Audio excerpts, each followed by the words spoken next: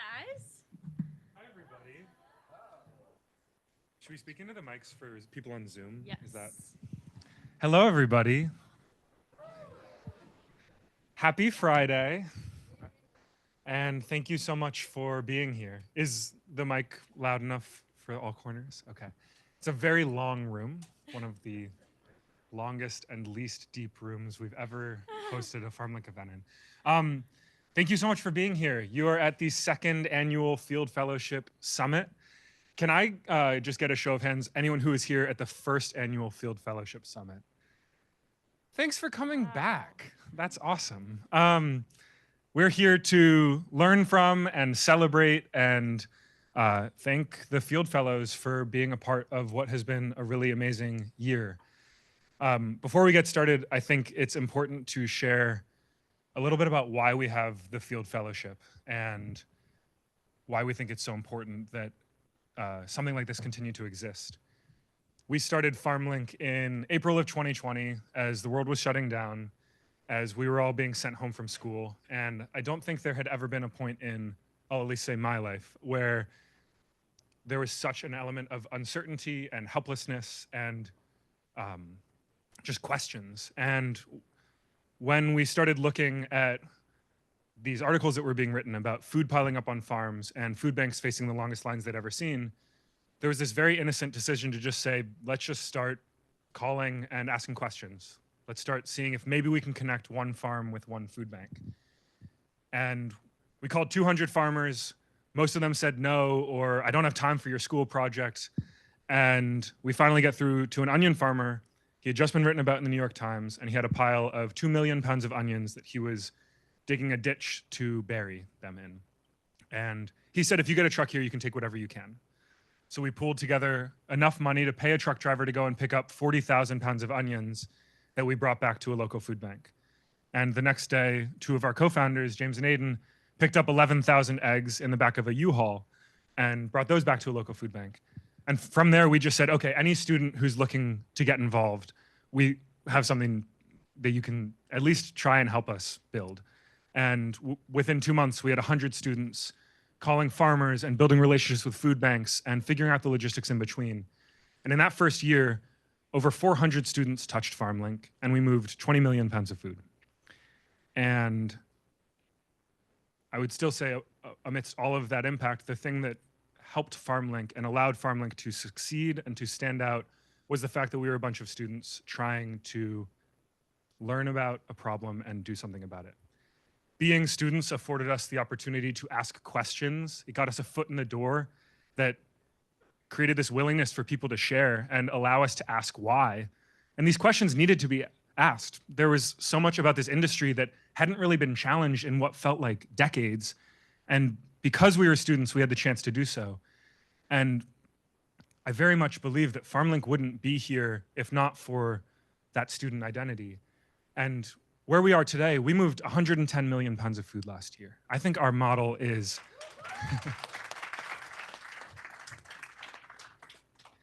I think our model is genuinely special, and it has a real opportunity to improve fresh food access throughout the country. But what made it possible was we gave a bunch of young people the opportunity to learn about a space, to be immersed in it, and to try and do something about it.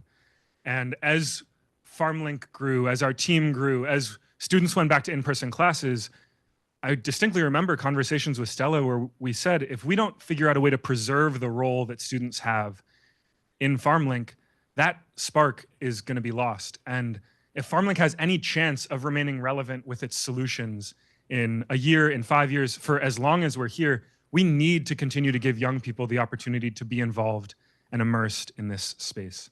And that's where the Field Fellowship came from. And the second year, so much has been built upon the first. I'll let Stella share a little bit more about that, but it's amazing to have everyone here.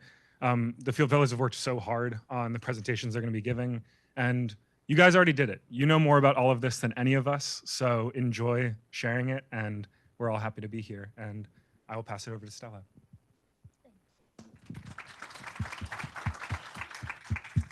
All right. Thank you, Ben. Hi, everyone. I'm Stella. I'm part of our founding team at the Farmling Project, and I have the privilege of leading our field fellowship program. And I'm so glad you guys get to join us today and celebrating these 11 incredible human beings who are working so hard to make the world a better place. Before I give them the floor, I want to give a little moment to give context on the field fellowship and its purpose and why it exists. FarmLink started as a group of students. We saw a simple solution to a really big problem. When our parents watched us put masks on and drive a U-Haul down the 405, they had no idea, and nobody had any idea, that we'd be delivering over 280 million pounds of food across the country. FarmLink is a testament to what's possible when students dream big and start small. And it shouldn't take a pandemic to start that. The greatest challenge of our generation is how we will feed 10 billion people in a rapidly changing climate. It's gonna take hundreds and thousands of projects like FarmLink if we're gonna do that. That's what the Field Fellowship is about. It's not just farms to food banks. It's what Divya is doing to bring dignity to charitable food, Aiden building pipelines from farms to prisons, and Ellie removing barriers to deploy the most effective carbon removal solutions we found to date. The projects that you'll hear about today are the first steps in what could be a transformative food solution. And if it's not the idea they tested in the last 10 weeks of this fellowship, it very well could be their next. This program isn't just about the solutions that fellows present today. It's about every student of every cohort year after year who participates in this fellowship and what they go on to do. This year, our fellows had the opportunity to learn and gain inspiration from game changers in their field, from the largest food distributors and growers like Bruce Taylor of Taylor Farms and the head of sustainability at Cisco, to the Robert Egger, who is from DC Central Kitchen, and Martin Frick, who is the director of the World Food Program. Our curriculum also highlighted solution innovators like Emily Ma from Google, Tina Seelig and Steve Blank, who are the shapers of effective and ethical entrepreneurship. And Naveen Shada, who cannot be with us today, hello Naveen if you're on Zoom, who spoke to our fellows. He's a serial entrepreneur. He's also a co-creator and a sponsor of this program. And I just want to give a moment to all of those people who I mentioned for taking the time out of their very, very busy days to speak with our fellows, and thank you for believing in the power of young people. In the second phase of our fellowship, students spend their summers partnered with different food agencies, whether it's farms, climate technology companies, food justice organizations, food recovery orgs, to really learn by doing and gain really valuable hands-on experience. They also are collaborating with these partners to build a more sustainable and equitable food system. And the last part of the fellowship, we emphasize action. The fellows have really gorgeous slides that you get to see very shortly. And I'll shut up soon so you can. But I told them I would way rather have them get out there and actually do something than create some grammatically correct report on a problem. You can submit your impact reports later. Thank you guys. The projects that our fellows share with you today are their U-Hauls. And together we get the opportunity to witness and participate in the beginnings of their journey. So without further ado, we are gonna get into this. I first wanna say a quick thank you to Intuit for hosting us today. I know they're somewhere here. And not just for hosting us today, but also partnering with us to deliver over 8 million meals across the Los Angeles area. I think our partnership is a huge testament to what's possible when companies like Intuit and nonprofits partner together. So thank you to all of you guys. Our fellows are going to present now. I'm going to hand the floor over to them. They're going to present for about 6 minutes or so, 5 to 7 minutes. And we'll take one audience question after that. So Jess will be running around with a mic to hand you a microphone if you want to ask a question. Yes, at 1:30 we'll take a quick break, probably later because we're getting started later, to grab a snack, grab a coffee, use the restroom. Then we'll finish up the rest of our presentations.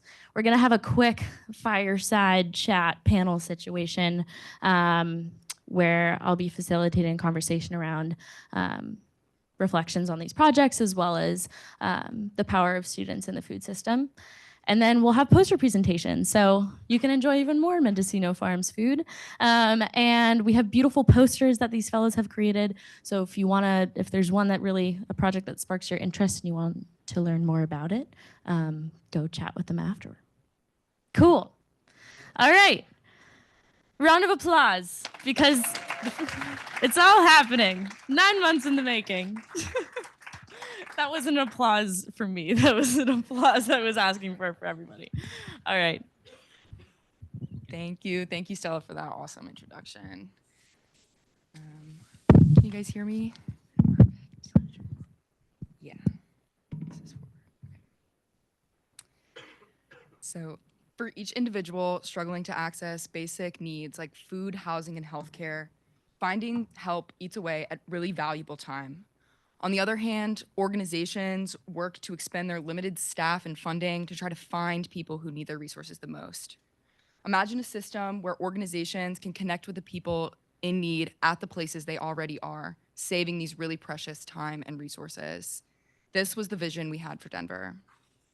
I'm Elena Shields. I'm a senior at UNC Chapel Hill, and this summer I had the incredible privilege of working and learning from We Don't Waste, which is a Denver-based nonprofit on a mission to save food, feed people, and protect the planet.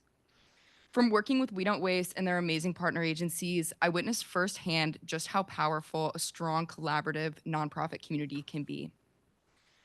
We Don't Waste plays a unique role as a hunger fighting organization in Denver. As a food rescue organization, we break down really large donations, like 8 pallets of peppers, and give it to organizations that can then reasonably distribute it to individuals. This makes us really naturally connected to a wide variety of nonprofits serving a diverse sector of Denver. We Don't Waste serves as the bridge between these large-scale retailers and the national emergency food system, both often devoid of contact with the communities that they directly impact, and the local community-based nonprofits that interact with these people face-to-face. We Don't Waste has provided millions of servings of food to over 100 community partners across Denver, touching the lives of thousands of Denverites each week. As our reach has expanded over 15 years, so have the complexities of managing this diverse network of partners. Even with our best intentions, gaps in communication often left our partnerships feeling transactional. This was the word I heard a lot, transactional. Food, specifically recovered food with a short shelf life, requires really quick distribution. But on the other side, we saw agencies that would turn down food donations that were too difficult for them to use or didn't fit their needs. And this was not a situation unique to We Don't Waste. This was the food system working to meet the really great need in Denver without the proper infrastructure for communication of individual needs. To complicate matters further, pressure is added as resources run thin, like with the end of COVID funding or the rapidly increasing need in the Denver community. We found that competition for scarce resources like funding or donation often dominated the partnerships between nonprofit organizations. This competition hindered collaboration and prohibits the effective use of these very limited resources. The core issue for We Don't Waste was balancing this need for rapid food distribution with the need for supportive community partnerships. As said by one of our partners, this field really needs communication and collaboration, not competition. There's so much room for help. The point is clear. Systemic collaboration is not just a nice to have. It's essential for effective food distribution and sustainable partnerships. We Don't Waste had the opportunity to connect with our community through our partners. By restructuring our day-to-day activities, we could deepen these relationships and not only make our impact, but our collective impact stronger.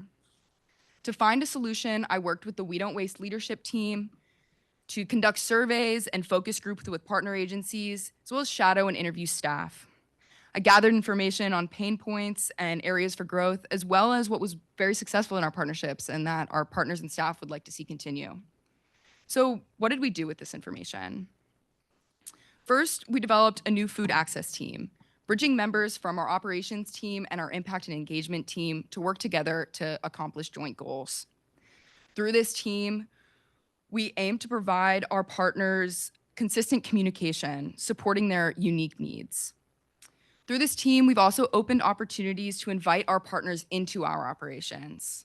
We're expanding opportunities for partners to table at our mobile markets and share resources directly with the communities that we serve, as well as access our kitchen and classroom for educational and community events that they wish to host. We also hope to extend our education team's initiatives, things like recipe sharing or food waste audits, as well as co-host community events with our partners catered by We Don't Waste staff and food in order to share our mission with the communities that we serve. We're currently in the process of reorienting our partners to this new team, which has allowed us to gain really invaluable feedback. But so far, the feedback that we've heard have been really overwhelmingly positive, and we're hoping to see a lot of these collaborations start very soon. Our vision for this team is that through deep community roots, we can better serve the Denver community with rescued food, cultivating a synergistic nonprofit community that utilizes the strengths of one another to serve individuals and empower the community. We aim to weed out competition that has begun to take root, creating space for co-creation and resource sharing, to lean on one another and to grow together. This mirrors a core principle at FarmLink, a commitment and a prioritization of collaborative partnerships through transporting rescued food between farms and hunger-fighting organizations. We Don't Waste aims to cultivate this synergy by cooperating on initiatives as a part of our daily operations, enabling ourselves and our partners to grow. Not one organization is equipped to handle the problem of food insecurity alone. Harnessing and amplifying the strengths of human capital through partner-oriented work is the key to extending and scaling the impact of limited nonprofit resources. And this message goes beyond our work in Denver. Any organization like We Don't Waste that finds themselves in a junction of many organizations can improve their impact by investing in these partnerships and embracing genuine collaboration. As I end, I want to thank We Don't Waste, Ali, and to all the staff. And I'm just inspired every day by the work they're doing to build a foundation for a network support system in Denver that's resilient, connected, and better equipped to handle food insecurity at its roots. Thank you.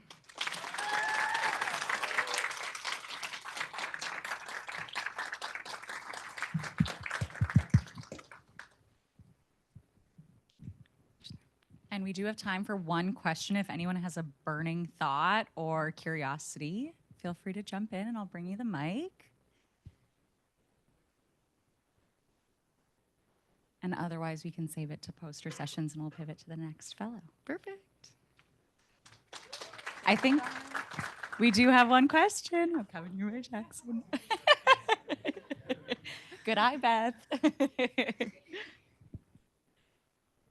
Sorry, I tried to put my hand back down. No, it's okay. Yeah, I was just curious if you have any further thoughts, which could also be shared in the poster session, in terms of how exactly you're trying to go about removing this fight towards or this push towards competition for limited resources, particularly financial.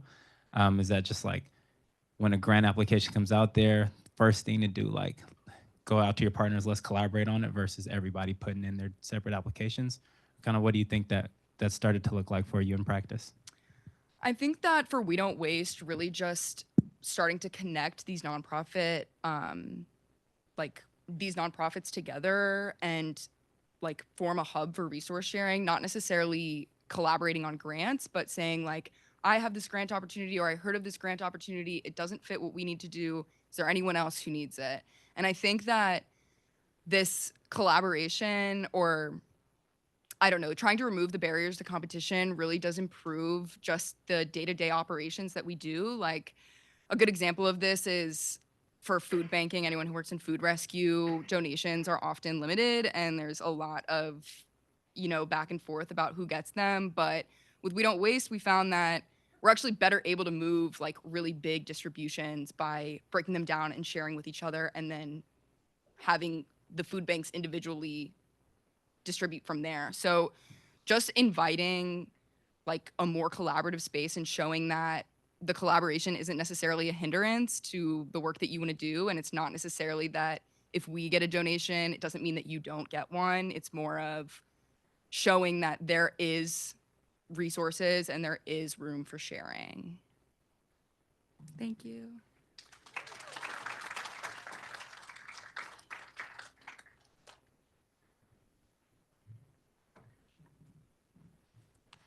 Hi everyone, I'm Kaylee, and this summer I had the incredible opportunity to work as a farmhand on 2 small regenerative farms in rural San Diego County.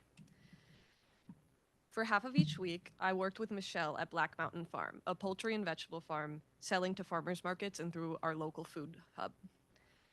The rest of the week, I worked with Andy at Grow Eco, a fruit and vegetable farm producing CSA boxes. The work was far from easy.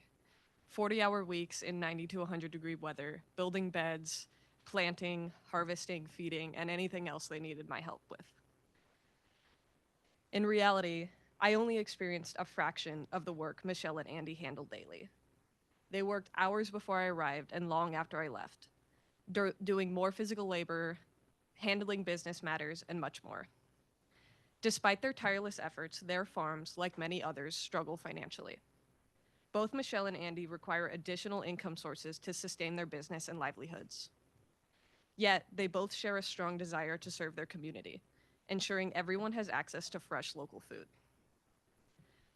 Financial constraints make that difficult. They can't simply lower prices or expand into more locations without jeopardizing their business.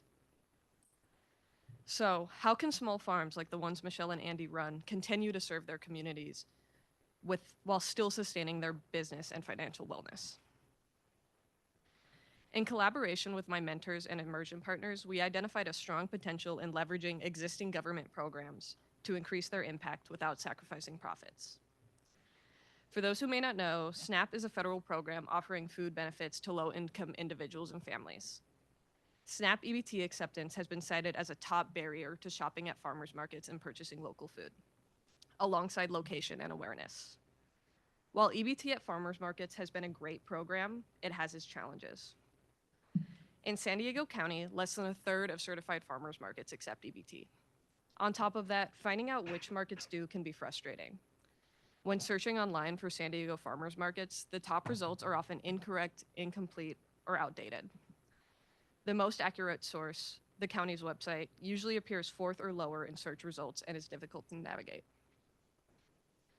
We found that a cornerstone of solving these issues would be EBT authorization for direct marketing farmers, or just farmers that sell directly to their consumers. While more farmers markets should certainly become EBT certified, EBT authorization for individual farmers reduces reliance on farmers market organizations. It also significantly expands location options, given that many farmers sell at multiple venues like their farm stands and multiple farmers markets. Additionally, studies show that individual farmers accepting EBT at farmers markets leads to more sales than the traditional single booth and token system. The challenge remains that the process for farmers to apply for SNAP authorization is not easy, and neither is the implementation. Michelle, for instance, spent over 6 months on her application process. In the several months following that, she had made 0 sales due to difficulties marketing and confusion on where she was allowed to accept EBT. There was a clear need not only to encourage more farmers to begin accepting EBT, but also to support them throughout and after the process.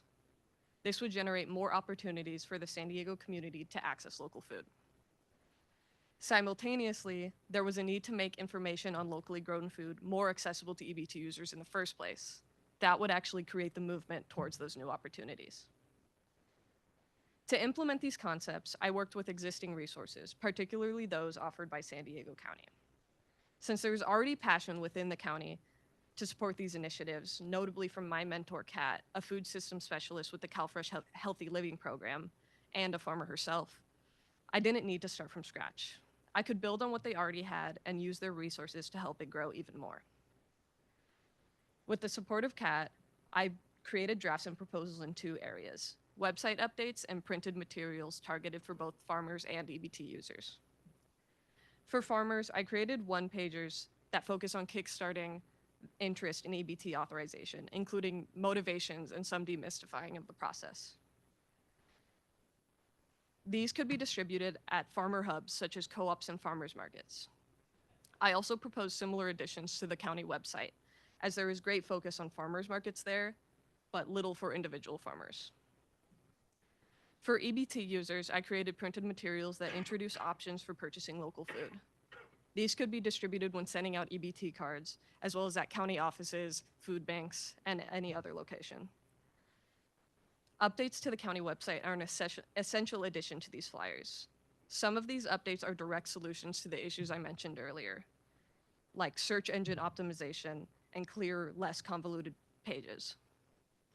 Other important additions are not currently on the website, like a list of direct marketing farmers. These challenges may seem simple and easy, and that's because they are. While doing my research, I found that there were already so many incredible resources out there. They were just not well known, hard to find, or a little neglected. I didn't need to reinvent the wheel to make an impact, just highlight and support what was already out there. Additionally, I had to face the fact that I was working with the county government, not something known for working quickly or having the resources for major overhauls. While my full proposal does include more major long-term changes, my real focus is on these small shifts that can make an impact right now. I'm excited to share that, thanks to the support of CAT, I've been able to introduce some of my concepts to county workers, generating next steps into implementation. I'm optimistic that my research can drive meaningful change towards improving the experiences of small farmers and EBT users alike, and creating a better food system in San Diego. Thank you.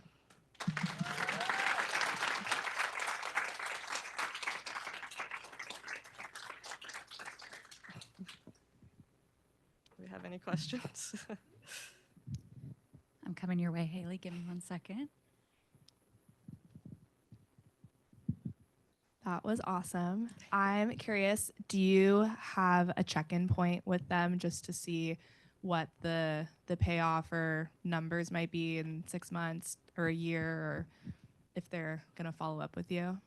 Yeah, I have a really close relationship now with my mentor, so she has been keeping me updated with things. She comes to me every once in a while telling me, like, really excitedly that she got into a meeting and she talked about my project and people are interested. So I don't have any like specific points right now, but it's definitely something that we're working on. Since that was a county project and working with local government, has there been any conversation of replicating this in other counties like LA, Orange County, at least in SoCal? I haven't had any specific conversations with anyone, but that is kind of what the purpose of my presentation is. I don't have any specific asks of anyone here, but I do hope for them to take this home to their county or to their organization. I feel like we take so much of our knowledge for granted, and it's sometimes hard to realize something we think is obvious isn't obvious to everyone. So I was hoping everyone can sort of take a look at how things are working at their own organizations and see how small shifts can make an impact. And that definitely applies to other counties as well. And I'd be happy to talk to other counties about it, hopefully when this is further along and has some more proven aspects to it, I guess. Thank you.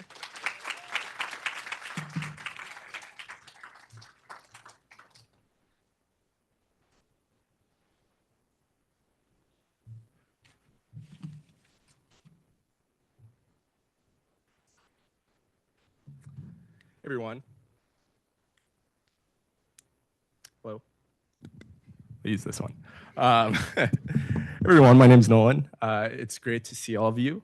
And yeah, before I start, want to take a moment to let you guys all take in these beautiful drone shots. They are from this 400-acre regenerative farm I worked on in southern Wisconsin, and it was truly such a beautiful environment.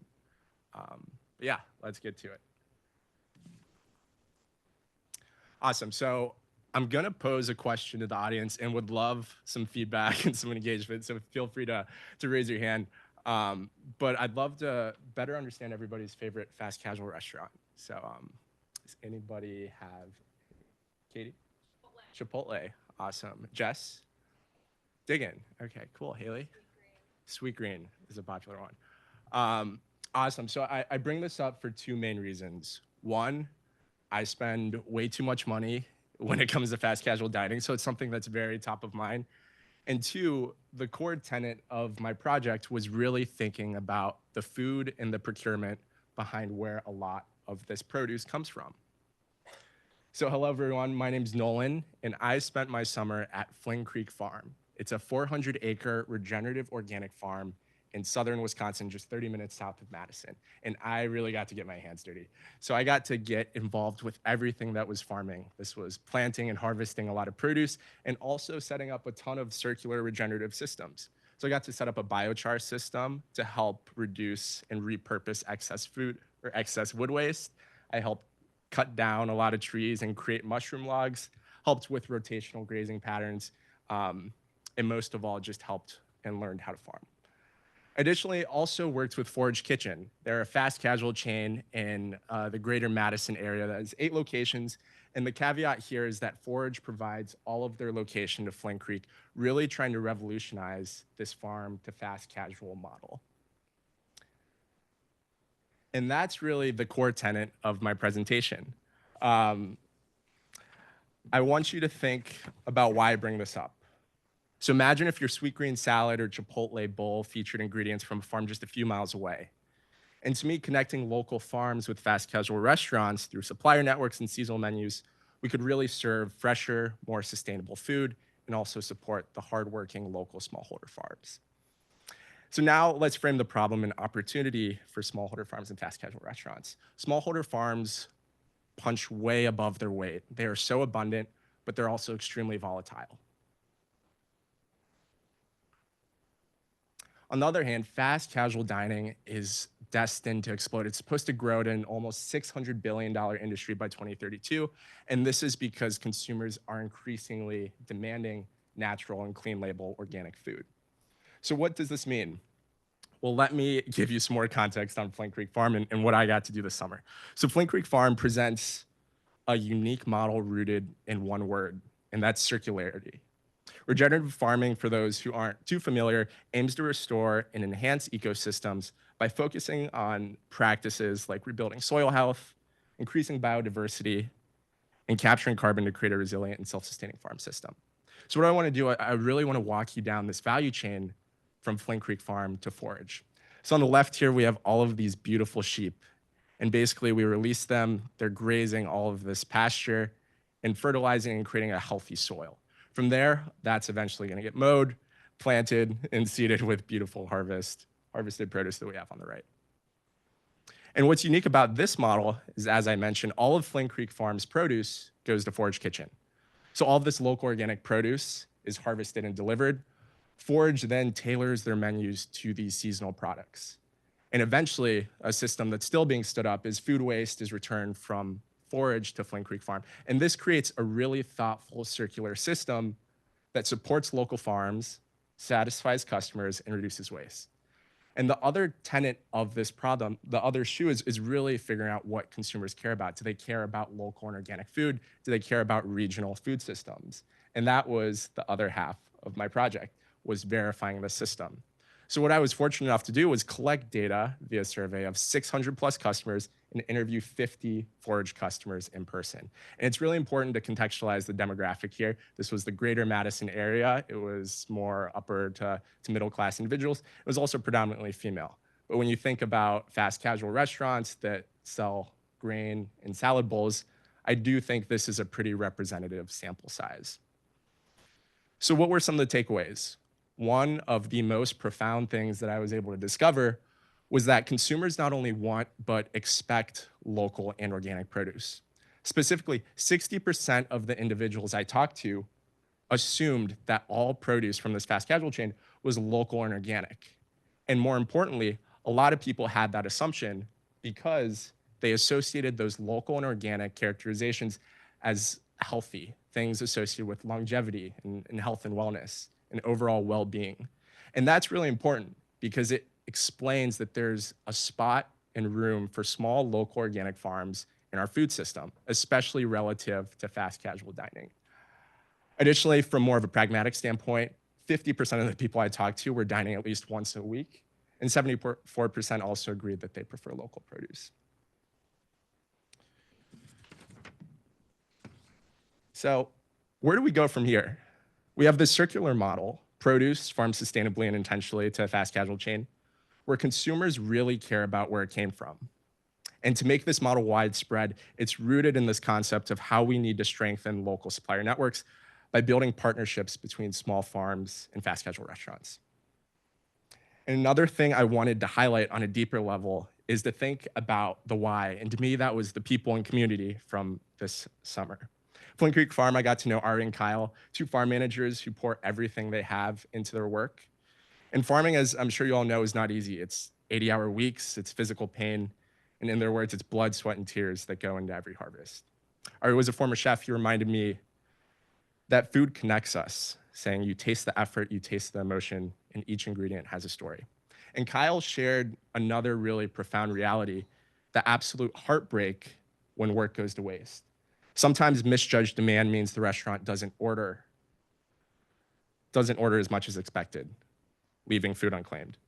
You pour your heart into growing something, he told me, and to see it left behind, it's innately emotional. And for him, farming, it just isn't work. It's a commitment to the land, believing that everything harvested should have purpose. And to me, this is why fast casual and farm partnerships make so much sense. Flint Creek Farm and Forage provide a powerful proof of concept that by aligning local farms with fast casual restaurants, we create a reliable supply of fresh seasonal ingredients. Forage is beginning to embrace this model, and fortunately, throughout the summer, I was able to present a lot of this to Forage's board, advocating for more organic and local procurement. And to support this locally, I've been developing path to partnership diagrams. These are brief guides to help Madison area farms engage with fast casual restaurants. These briefs provide a clear roadmap for building partnerships, covering everything from initial outreach to adapting to seasonal demand. And by following these steps, farms can access steady buyers, or restaurants benefit from fresh, locally sourced ingredients. And I want to close out by painting another picture similar to the beginning. I want you to imagine a future where every fast casual meal tells a story of local farms, of seasonal flavors, and reduced waste. A future where eating out strengthens our connection to the land and the people who nourish it. To me, this is a future that we're building together, one that aligns farmers, restaurants, and consumers in a commitment to sustainability, community, and quality. And to me, with each new partnership and every locally sourced meal, we're bringing that vision to reality. Thank you.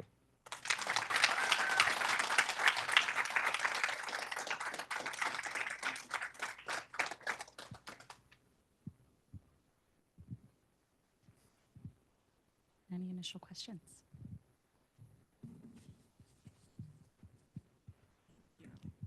I'm curious, do you know where other fast casual restaurants are sourcing their produce? Are they big industrial farms? And then do you know if, I feel like when I walk into a Sweet Green, they have that nice chalkboard and they say they're getting their produce from local farms. Is that true? Yes. So from the research, Sweet Green does have a localized model where they are procuring food from local farms. I think other fast casual restaurants are sourcing from large industrial farms. One of the interesting takeaways from the summer is that Forage was able to procure from a local organic farm and also still have a really strong margin, around 20% per bowl. And I think that's an issue that Sweet Green really struggles with at scale, and also explains why this very localized food system and localized circular model works really well. Awesome.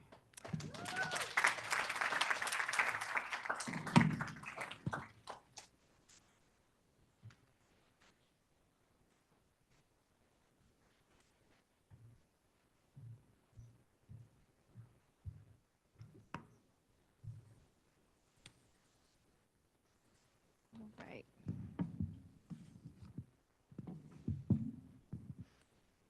Hi, everyone. I'm Jenna. I'm a grad student at Santa Clara University studying food entrepreneurship and data science. And I'm going to be walking through how I looked to divert waste from the landfill by upcycling walnut shells. So, a few days ago, I was listening to a podcast with one of the founders of Renewal Mill, and she said, "It seems so arbitrary to label something as waste just because we don't have a place for it." And in my recent experience, I've found that there's often a really good place for all of this waste to go. There's just a lot of barriers in actually getting it there. I was really fortunate to be able to spend the summer at Stone Barns Center for Food and Agriculture, a nonprofit farm, and their partner restaurant, Blue Hill at Stone Barns. An essential part of their mission is highlighting how you can use parts of animals, produce, fruits and vegetables that typically go underutilized, and demonstrating how you can really show the beauty of nose to tail or stem to fruit. And I was able to work with their crops team, with their livestock farmers, on their ecological monitoring team. And one of the projects I ended up working on was waste feeding pigs and chickens. So we would take produce from their fields that didn't go to the restaurant, bread from their bakery that was going to waste, expired dairy from supermarkets, and spent grain from local breweries, and turn that into feed for the pigs and chickens to reduce the reliance on traditional grain feed. And rethinking waste in that way this summer really inspired me to explore how this same philosophy might apply to the inedible parts of foods. So, living in California, I was curious to explore a crop that really shapes our agricultural landscape here. The walnut industry in the US is valued at over $8 billion. And in California alone, we produce 700,000 tons of walnuts every year. And this represents 99% of the country's market, all from California's Central Valley. Walnut shells represent 60% of the weight of a walnut, yet they often end up in the landfill. And you might be thinking, organic waste, why can't it just be composted? And I was thinking the same thing until I learned that walnut shells contain juglone, which is a chemical that's toxic to a lot of plants. So farmers often just avoid the risk and toss them in the trash. But just because they can't be composted doesn't mean that they should be going to waste. These shells have so many unique properties that make them ideal candidates for all of these different end applications, like biomass for char or fuel, abrasives for blasting or to be used in cosmetics, and even can be turned into activated carbon for water filtration. So I was curious to learn what local walnut producers were currently doing with their shells. And I talked to 30 different farms, and only 16% of them were currently upcycling their shells. 23% were outsourcing their shelling process, so they didn't even know where their shells were ending up. But what surprised me the most was that 61% of those farms that I spoke to were currently just resorting to throwing their shells in the landfill. And after learning about all of these different potential applications for the shells, I was curious to better understand what was stopping more farms from successfully upcycling their shells. I ended up in conversation with Ballard Walnut Grove, which is a 20-acre family-owned farm that produces about 15 to 20 tons of walnuts every year. And I really thought that the best way to learn would be to just start with one farm. And I learned that the most significant barriers that these farms are facing to upcycling their shells are information and time. A lot of farms aren't aware of potential upcycling opportunities for walnut shells, and most farms just simply don't have the time to be addressing their shells. In the top right corner, you can see a manual walnut cracking machine, and that looks a little bigger on the slide, but it's a little bigger than the size of my hand in person.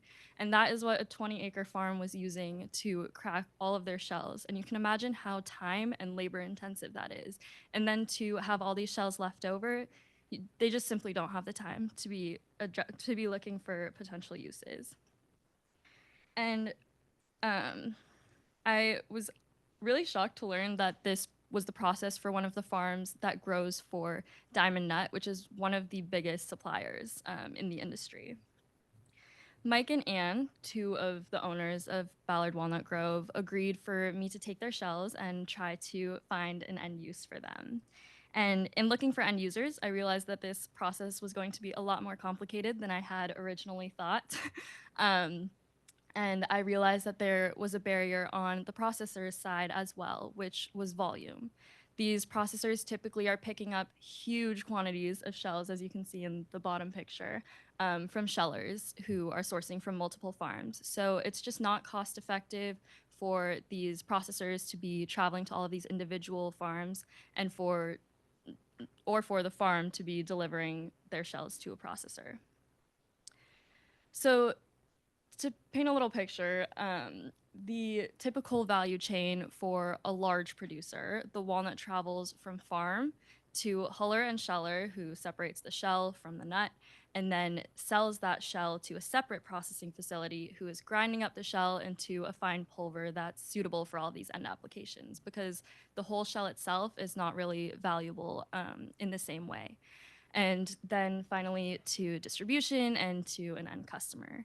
And so the problem is that for small farms, they're doing all of this on their own. So they really, since they are shelling on site, because outsourcing their shelling is not cost effective, they are not really ever able to enter this chain at all with their shells. And they're left with all of these shells and really nowhere for them to go.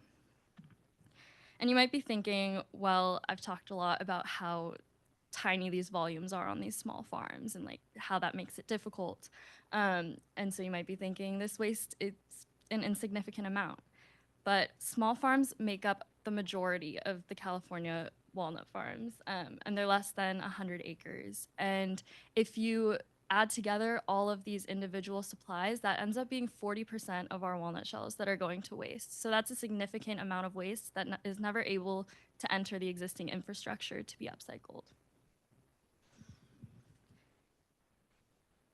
Walnut farms in the US are primarily concentrated in the Central Valley of California, which provides the opportunity to aggregate walnut shells from all of these small farms into volumes that can't be overlooked. At scale, I would like to explore the potential to facilitate the collective supply from all of these farms through shared transportation. And I've been able to individually pick up these shells from one farm and deliver them to a processing facility. But expanding this, I would envision something like a co-op model where volunteers pick up the shells, making it feasible for small farms. And the revenue that these shells would generate would cover the cost of pickup and transportation. And so by aggregating supply through shared transportation, we could unlock the existing infrastructure for small farmers, diverting waste from the landfill and contributing to a circular food system. Thank you.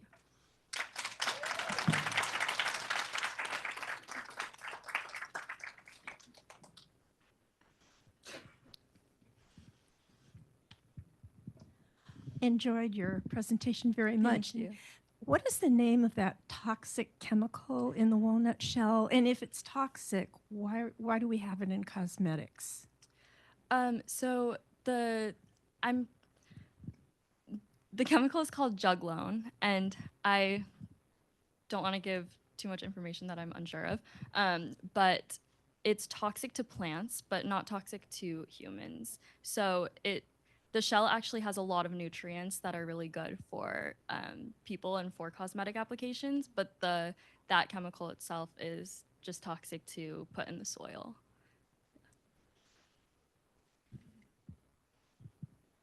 Thank you.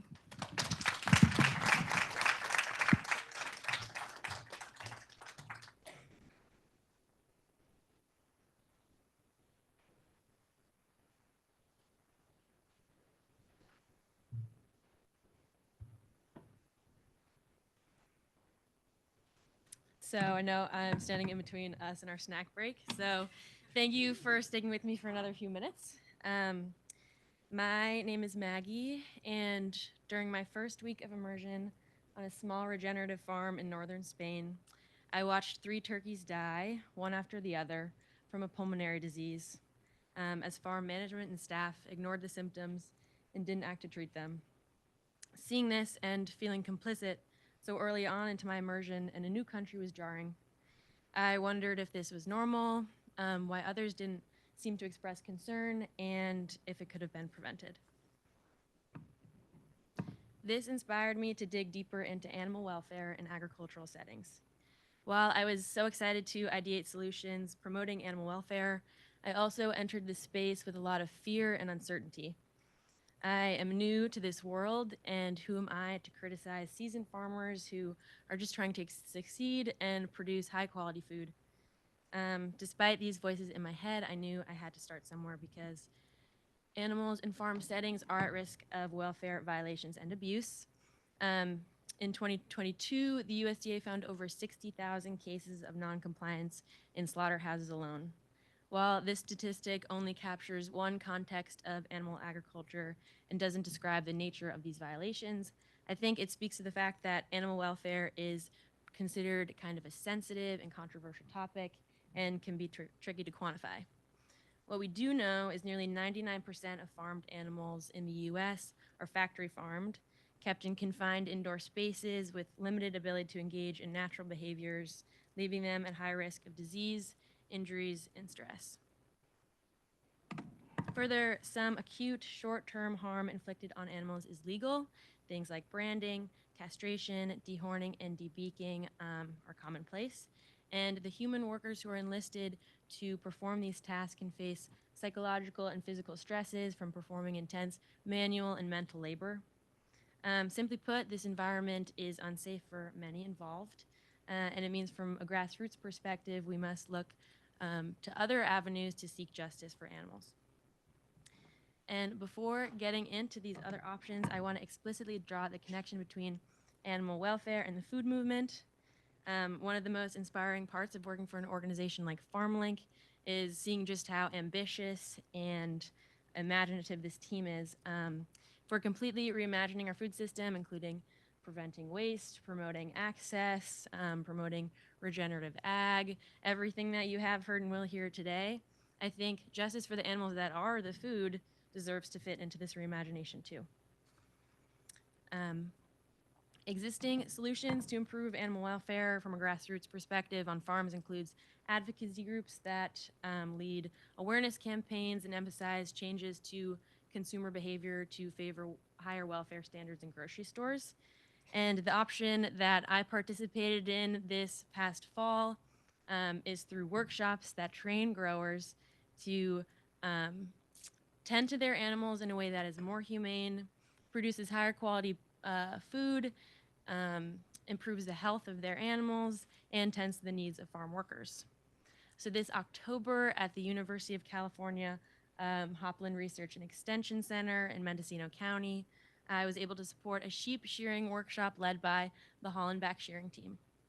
Trevor, the lead educator in the bandana on the left, he has a long and wide history with shearing and recognized how not only sheep can be mistreated from poor training of farmers, but also farmers themselves can face stress and injuries from having poor form while they shear.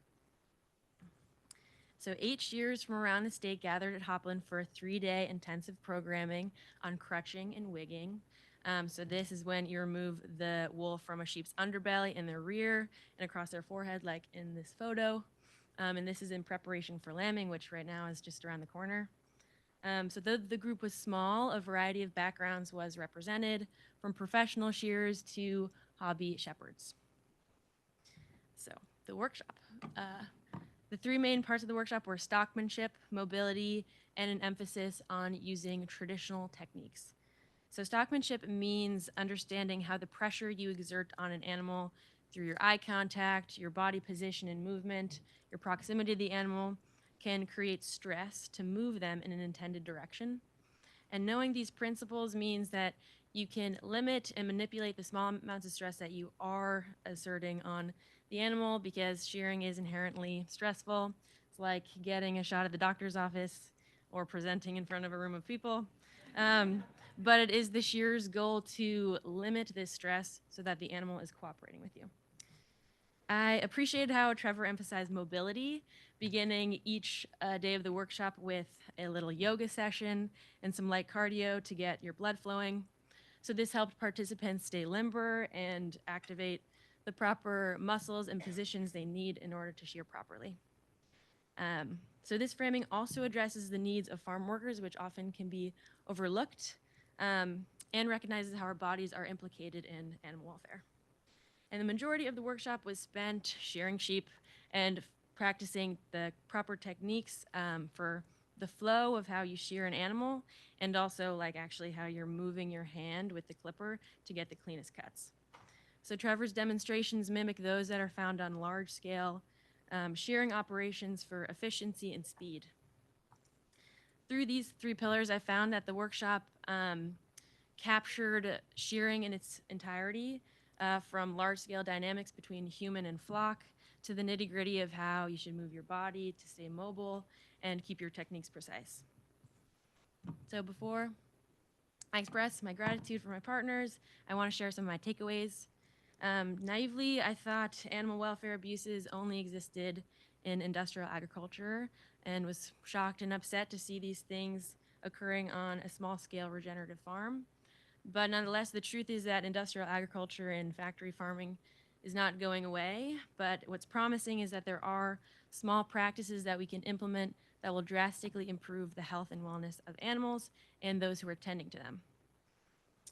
These things can apply in various contexts. I envision a future where these principles are used in the poultry industry and in slaughterhouses. Further workshops, I think, should and could mirror Trevor's model of understanding the relationship between farmer and the species they're working with, how to best use your body and probably prepare your mind for engaging in these intense activities, and also being highly trained in the proper techniques to reduce the probability of having accidents or stress or injuries. And as I continue working at Hopland Research and Extension Center throughout the year, I eagerly anticipate collaborating with the Hollenbach shearing team on more workshops, so I can continue my learning and deepen this relationship. So, thank you.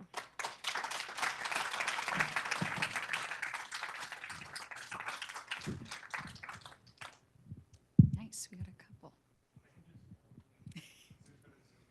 I'm gonna actually pass it to the person right behind you first, Ben. You can stand up.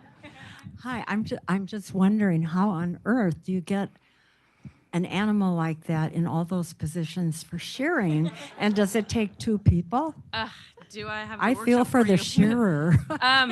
No, it's true. So you kind of, I mean, I don't know. Should I get into it? Like, you have to sort of hold their heads, and then you kind of like move them on so that they're sitting with their legs straight out and they're on their bums. And then you kind of just like maneuver one of their legs like under your leg, and you pigeon toe your feet, and like you really get grounded. And then like the low back stuff is no joke. You really have to like engage your hamstrings, hinge at the hips, and then try to work fast. And that's if you have technique.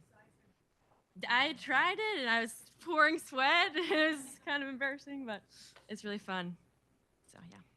I'm gonna save my question for the poster session, but seems like you'll be ready to demonstrate sessions for anyone who wants. Absolutely. Come to me. Thank you.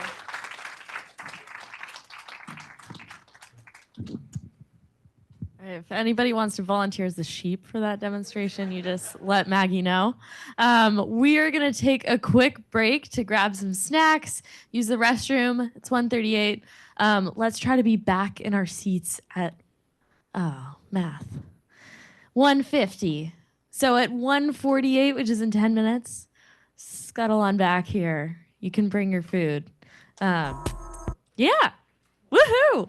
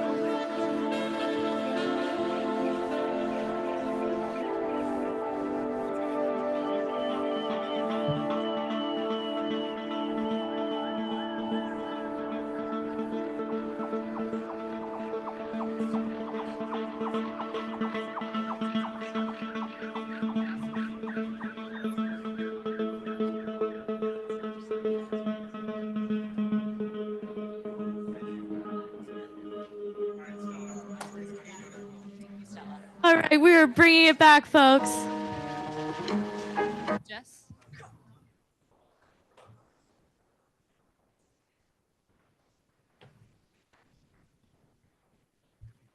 All right, welcome to the second half of presentations. Buckle up. Cool, I'm not gonna say anything. I'm just gonna pass it over to Aiden.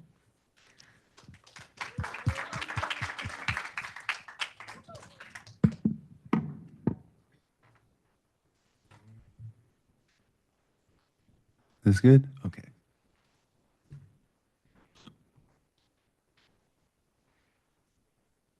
All right.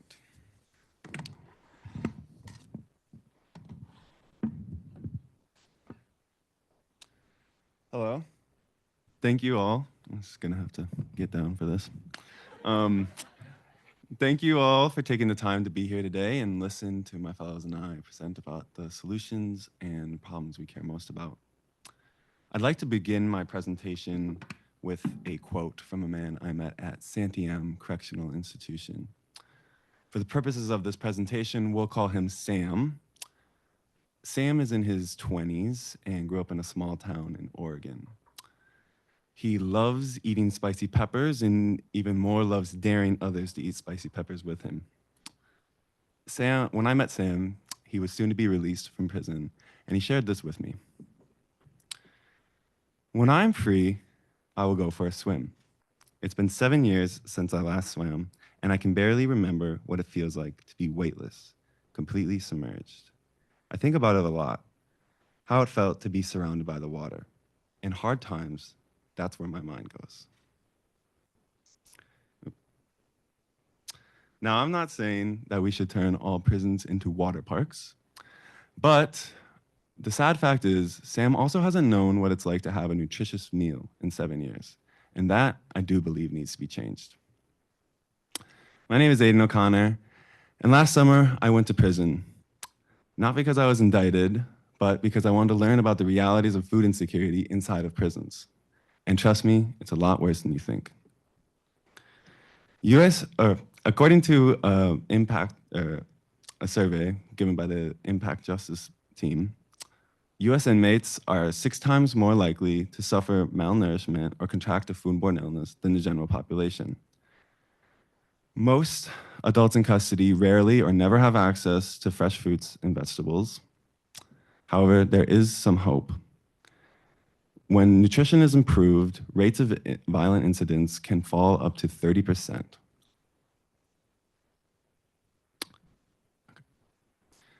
For my immersion experience, I was part of the Let Us Grow team, where Kate, Dash, Rima, and I worked hard to deliver hands-on garden-based education to adults in custody.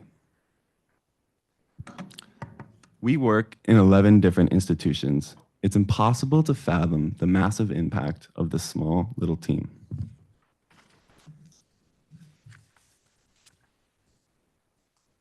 When I first learned about Let Us Grow,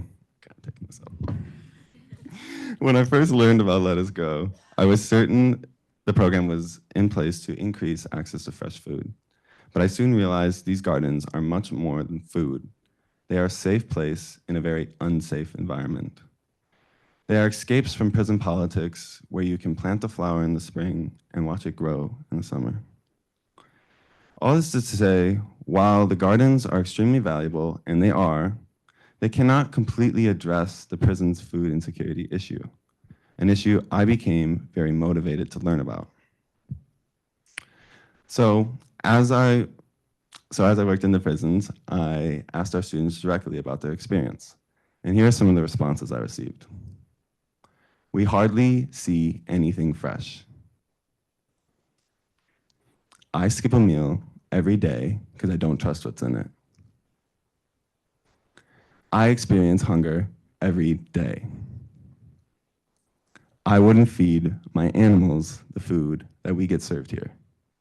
Add that to 47 other similar responses, and you can see there's a major problem. But why does this problem exist?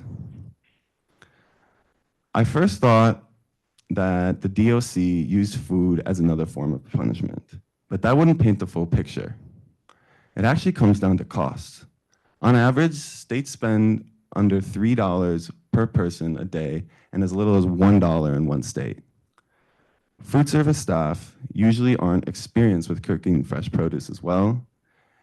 And all of these together create poor relations between adults in custody and their kitchen managers. So then what's the solution? Nutrition on the inside. I'm calling this project Nutrition on the Inside because that's what it's all about. Bringing nutrition to a place where there hardly is any. I take food from farms directly to prisons.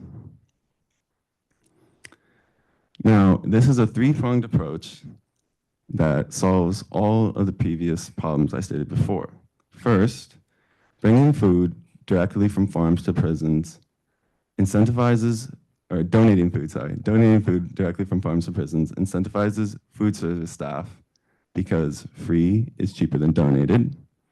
Second, we can make sure that the produce that we get is low maintenance and ready to eat. Third, we can make sure that the relationships between kitchen managers and the adults in custody is improved because when you have better food, there's more dignity in it.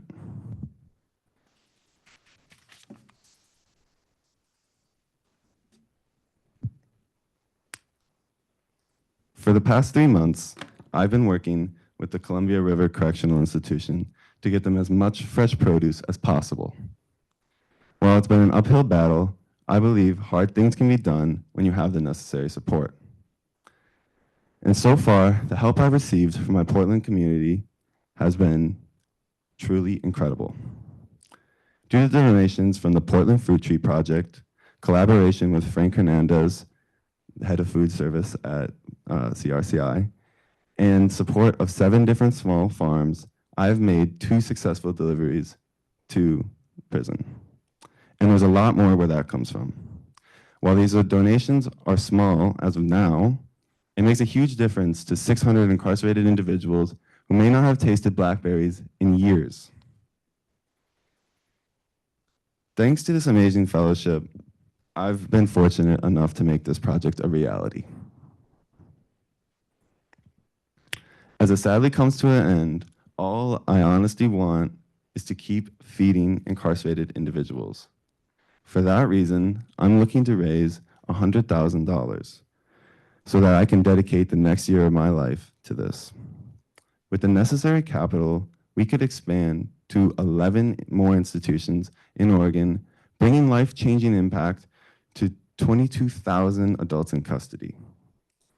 Studies show better food can support rehabilitation, improve facility atmospheres, reduce recidivism, and increase community safety both inside and outside prison walls. The benefit of those dollars ripples through communities, driving systemic change that reaching the most overlooked and inaccessible population in America. When I was going to prison and telling the AICs about this project, I'll never forget the way their faces lit up, the excitement and the questions they had, the change they so desperately wanted to see. To me, it was light. Light that is so rare in such a physically and emotionally dark place. At the end of the day, this project isn't about me or pounds of food. It's about sparking and maintaining that light. I'd like to share a quote from one of the adults in custody we worked with, and he added this to the end of one of the surveys I gave out. Lastly, I really appreciate your efforts here. Food in my immigrant family was the way we showed we loved each other.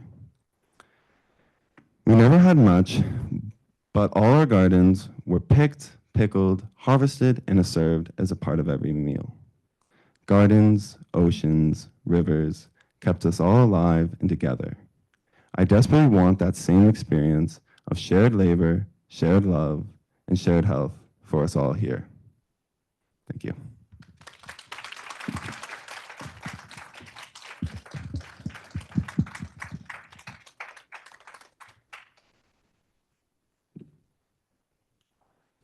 Questions? Questions?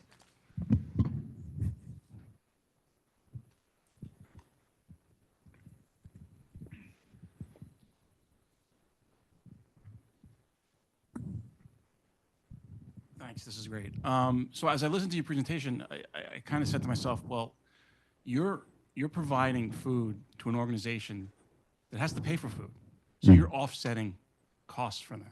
So it seems like there's some potential there to make at least some of this a transactional thing to save money and provide the nutrition that you're talking about. Was there any hint of that? Like, are they willing to perhaps actually pay you for some of this? I know they're only paying very little now, but I would think any bit would help and maybe provide a positive feedback on that. Yeah, no, so that's a really great question, actually. While I was trying to do this project with Columbia River and working with Frank from CRCI, it was really hard to like land a meeting with him and try to like have him just accept donations at first.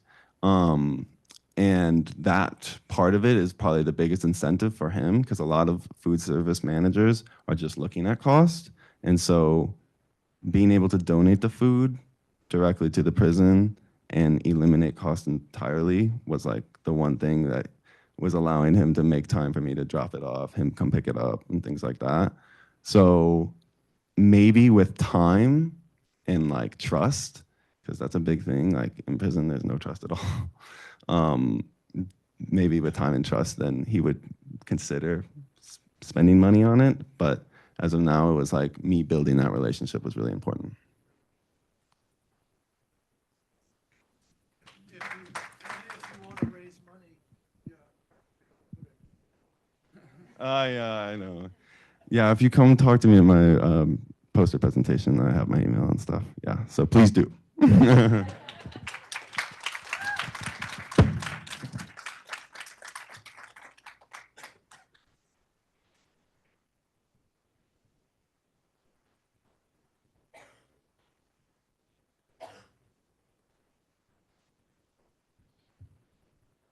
Not as tall as Aiden, so I'm gonna.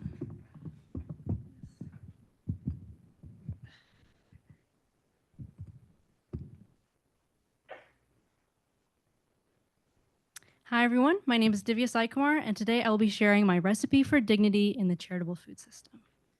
With a show of hands, how many people love food?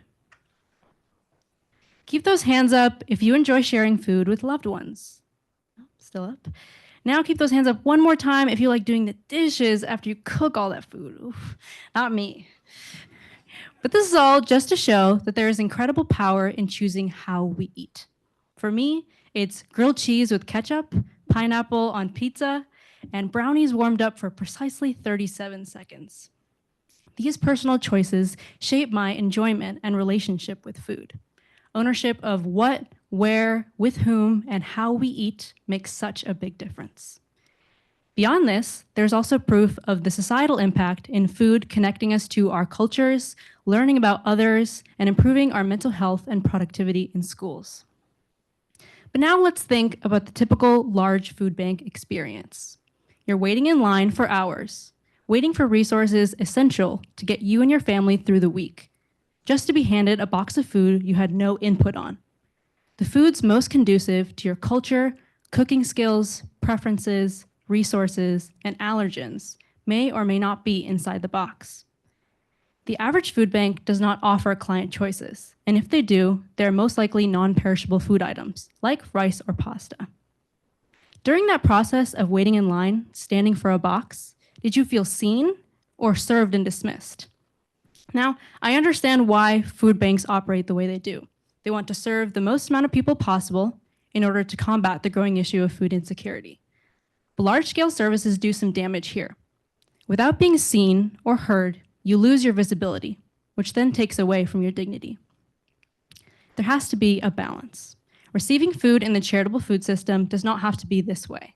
But then how can we feed the 47,400,000 plus food insecure Americans in the United States with dignity without breaking the bank? How do we make it so that no American has to rely on this Band-Aid to our broken food system? Well, this summer, I worked at Farming Hope, a food justice organization located in San Francisco. And they have innovated programs that allow everyone to build positive relationships with food. Their culinary apprenticeship enables individuals with barriers to employment to, quote, feed it forward by learning to cook meals enjoyed by food insecure community members. They have client choice grocery distributions, prepared meal deliveries to nonprofit partners, and family dinners. I worked on streamlining the dinner and grocery services, securing a partnership with the San Francisco Public Library, obtaining grocery donations from Whole Foods, and school supply donations from the Golden State Warriors Foundation, and building apprentice resumes. My favorite role by far was being a server during the family dinners. This program welcomes food insecure families to a restaurant-style dining experience. 3-course meals are served in an environment where everyone feels safe and attended to. And I've personally seen the impact of how these family dinners shape positive relationships with food. Just greeting clients by name and asking about their families baffles them, and it makes you wonder, how did they get treated at other assistance programs? I asked clients what families dinners mean to them, and their responses were beautiful. I made a word web and scaled for frequency based on the number of responses, and we received responses describing family dinners with the word amable, which means kind, respetuosa, respect, atenación, attention, and un ambiente familiar, a familiar environment. One person wrote that family dinners are a break from their daily routine in shelters. It allows them and their children to eat healthily, to learn about new dishes, and to share meals with community members and friends. Throughout my time at Farming Hope, I couldn't help but notice the uniqueness of the family dinner model. I realized that Farming Hope is filling an unrealized need of recipients in the charitable food system through this program. So during phase 3, I wanted my mission to be expanding this model to other organizations within my reach. I go to Rice University in Houston, Texas, so I contacted local organizations to gauge their interest in implementing aspects of this model into their own operations. I am creating an actionable blueprint that breaks down the average costs, the methods of implementation based on their preferred scale, and the impact that this can have on their clients. This way, I leverage existing nonprofit structures rather than trying to build from the ground up. And I also made a website. And this just highlights organizations who do similar work to Farming Hope and compiles research surrounding the impacts of community dining, culturally relevant foods, and dignified service. But why does all of this work matter? One pillar of the family dinner model, like we said, is community dining. Community dining has been shown to improve the dietary intake of older populations and improve the academic success of first-year college students. Another pillar is culturally relevant foods. Why serve people who are standing in line waiting for food they may or may not be able to eat when the availability of culturally relevant foods has been shown to decrease health disparities in multiple major cities, improve the well-being of minority college students, and decrease the food waste in food pantries? And the last pillar is dignity. Dignified service has been shown to improve the outlook of feeding organizations in communities and improve the community engagement in assistance programs. So clearly, all of these pillars are somewhat improving the mental and physical health of food insecure individuals, which then allows them to improve their own personal situations and rely less on social welfare later in their lives, which currently uses about $166 billion of the federal budget. So we've explained what it is and why it's important, but how do we actually implement this? So I have organizations who are ready to pilot this with me in Houston, but we need additional funding. Ultimately, the average cost it would take to create the bare bones of the family meal program is $6 per plate. This means that with $4,800, we can pilot this program at 13 different organizations and feed 800 hungry people the right way. If you are interested in learning how to implement this model in your own organization or in helping support me fund my work of dignifying services in Houston and beyond, please come find me at the poster session. As we move to improve the charitable food system, it is crucial to remember the humanity in our work. We are moving beyond Band-Aid solutions, setting the new standard for service, and building a model that investors and supporters can champion with pride. Thank you.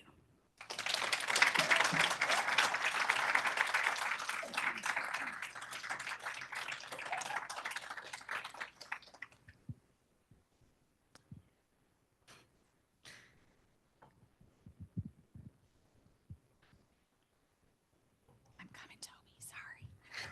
Gotta stand on the other side of the room.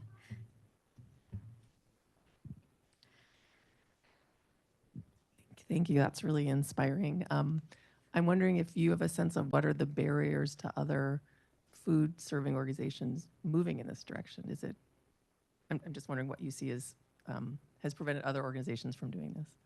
Yeah, absolutely. So I think that commonality between a lot of nonprofits, especially smaller local nonprofits, is that they're already at capacity. Usually they already don't have enough staff to fulfill the requirements that they are setting for themselves, and they're already fully booked. So adding another thing to their plate seems pretty overwhelming. It seems very daunting, which is why the actionable blueprint and the website can demonstrate that this doesn't have to be fully fledged like the way Farming Hope does it beautifully. It can just be little aspects of this program that still contribute to the dignity of like serving your clients with respect and with humanity. So I think the daunting nature of presenting this to nonprofits combined with the lack of resources that they already have would probably be the biggest barrier, but this project is in essence trying to break those barriers down. Yeah, of course.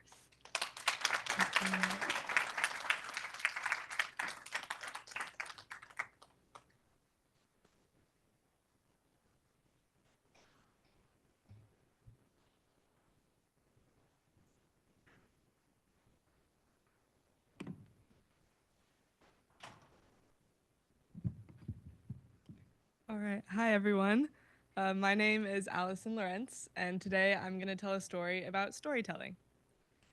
So I spent my summer immersion with For My City, an environmental nonprofit in Baltimore focused on sustainable food management.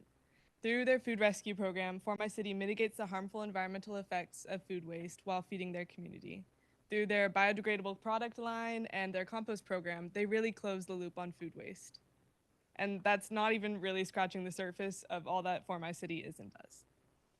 And even though I could talk about For My City forever, please do come talk to me about it, I still don't remember the exact amount of waste we've diverted from landfills. I do, however, remember my conversations with Rudy, a participant who comes in almost every other day. He was learning English and I was learning Spanish, so we'd try our best to speak in both. And the only thing I really had to write down from those conversations were the Spanish words for different herbs. People remember people, not statistics. And I think we all know this isn't a new idea, so why am I talking about it? Through my work this summer, I learned that small community and minority-led nonprofits often struggle to access funding. One study of a grant applicant pool found a $20 million funding discrepancy between early-stage white and Black-led organizations. Small community-led nonprofits often lack the pre-existing connections to funding networks, and funders in turn often lack sufficient understandings of how these nonprofits work with their communities. The barriers are connected and compounding, and they need to be addressed. This inequity is systemic, and systemic inequity requires systemic change. So how do we create systemic change? If we look at it from a social justice framework, change is built at the individual, cultural, and institutional levels. To maximize change, we have to work at all three. And this is a big task, so I wanted to focus in on what I could do right here, right now, to help nonprofits like For My City win the hearts and minds of funders. These organizations matter deeply to their communities, but they are often overlooked in favor of large, well-established, and corporate nonprofits. And why does this matter? Small, community-centered nonprofits make space for the human in their work. Often, the people behind them share lived experiences with the people they are serving. Not only does this make space for dignity within the food service, it just makes for better service in general. Everyone who works at For My City knows who has cancer and who has diabetes, who can eat what and who can't. Our food doesn't come in a one-size-fits-all package. It comes with choice and daily check-ins and a very healthy dose of debate and banter. We provide individualized, nutritional, and culturally relevant food to each family simply because we know them. And that's the level of attention and respect that every single person deserves, and smaller nonprofits are more capable of giving it. The relationships these nonprofits foster also can give them a significant advantage in requiring funding. We all know that a big part of grabbing attention and obtaining grants is the pitch. It's what we're doing right now. It's what For My City does every time we apply for a new grant. We sell ourselves and our work and try to communicate what makes us unique and worthy of aid. And what do these smaller nonprofits have that larger ones often lack? Relationships, community, and deeply personal stories. So I wanted to find out how small nonprofits could utilize the relationships they foster in order to win funding without exploiting those very relationships. On my initial search, I was glad to see that this work had already been done. Here were all of these articles on storytelling in the nonprofit space and how to do it. But the work wasn't complete. What they didn't mention was how to do this collaboratively, how to make the process reciprocal. As people working in the food-focused nonprofit sector, how do we tell the stories of our organizations and the communities we serve while maintaining the dignity of everyone involved? I couldn't find an answer, so I kept looking. I talked to Chris, the founder of For My City, and learned from other nonprofit leaders. I also did research on good storytelling and the dynamics of food-focused nonprofits. I compiled my findings into a mini guide on how to tell dignified stories in the food nonprofit sector. It's an evolving tool that will continue to grow as I speak with and learn from more people, but here are what I currently consider to be some of the key steps to dignified storytelling. The first is self-reflective, acknowledging your biases and considering your position. For example, what perceptions do you have about people who visit food banks?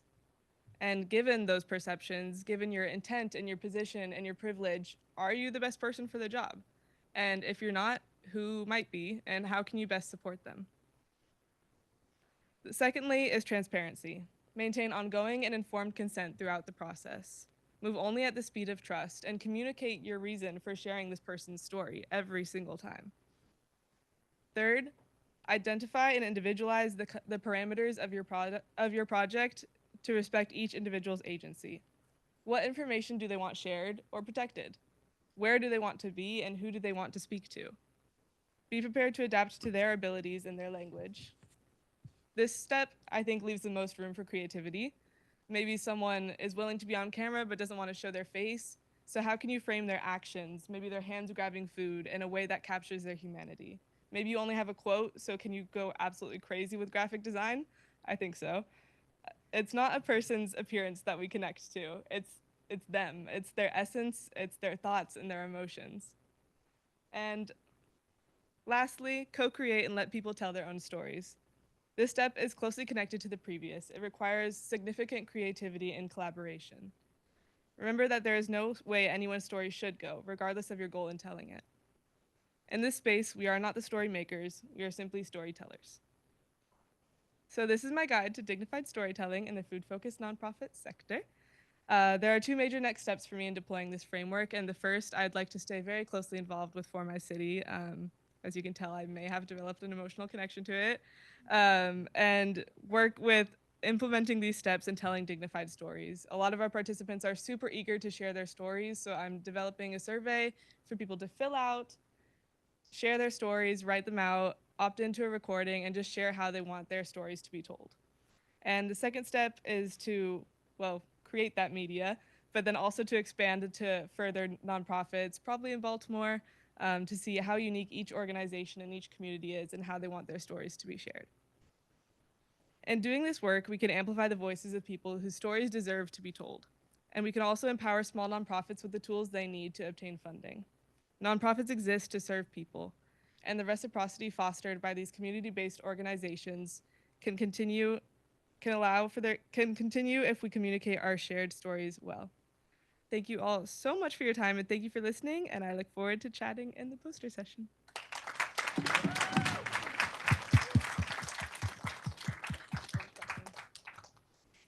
I'm right next to you. Thanks. Thank you so much, Allison. I think you astutely notice the difference that community level organizations have in terms of the opportunity to really tell these stories. And yet for the last year, you've been able to also be immersed in an organization like FarmLink, where I would say a lot of our strength comes from the breadth of our reach as opposed to the depth that we're able to zoom in on specific communities. So what would be the feedback or the thing that you would look to see in FarmLink's future storytelling that would reflect the lessons you've learned over the past year? Yeah, that's a great question. I think for me, it just comes back to, again, like that collaboration between organizations. I think FarmLink occupies a very specific and niche and necessary space within the food system. And I think like we're killing it and don't need to expand to anything else because we do what we do and we do it well. And I think partnering with organizations like, say, For My City to tell those stories and really see where your food ends up. Like, does it end up on someone's dinner table? Does it end up composted? Does it end up wasted truly and incinerated? And I think having that kind of transparency between organizations is really critical. And I think, yeah, just general collaboration between everyone.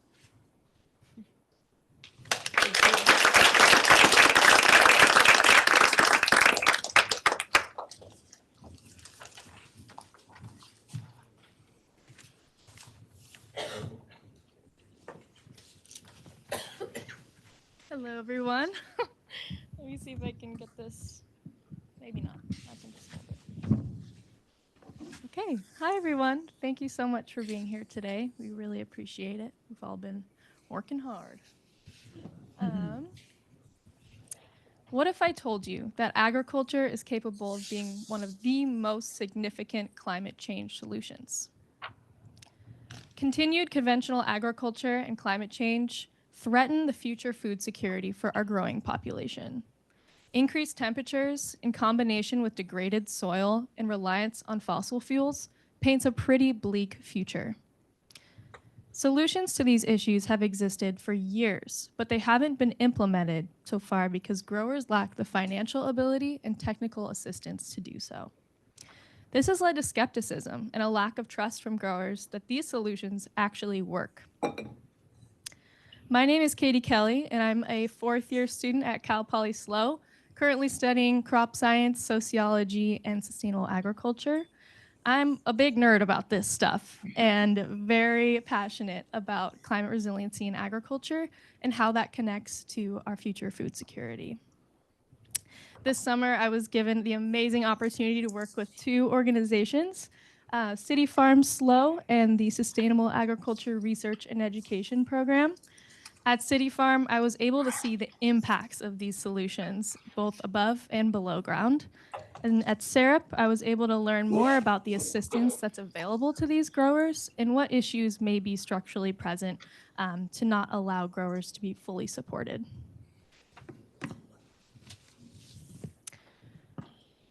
These programs have some structural challenges that impede their ability to support growers successfully, as I said. However, there are 4 programs that are present in California that are the Climate Smart Agriculture programs. Of these, I chose to study the Healthy Soils Program, or HSP, which incentivizes growers to implement these solutions by reimbursing them for the costs that they incur. However, this program has some structural challenges, as I mentioned. First of all, the program durations are too short. Grant periods are only 3 years long, and the technical assistance associated with these grants ends afterwards. This prevents farmers from seeing the impacts of these soil building practices, which leads to practice abandonment. A recent study by my mentor, Dr. Nicholas Babin, demonstrated that 29% of HSP participants would not be continuing with the practices after the grant period.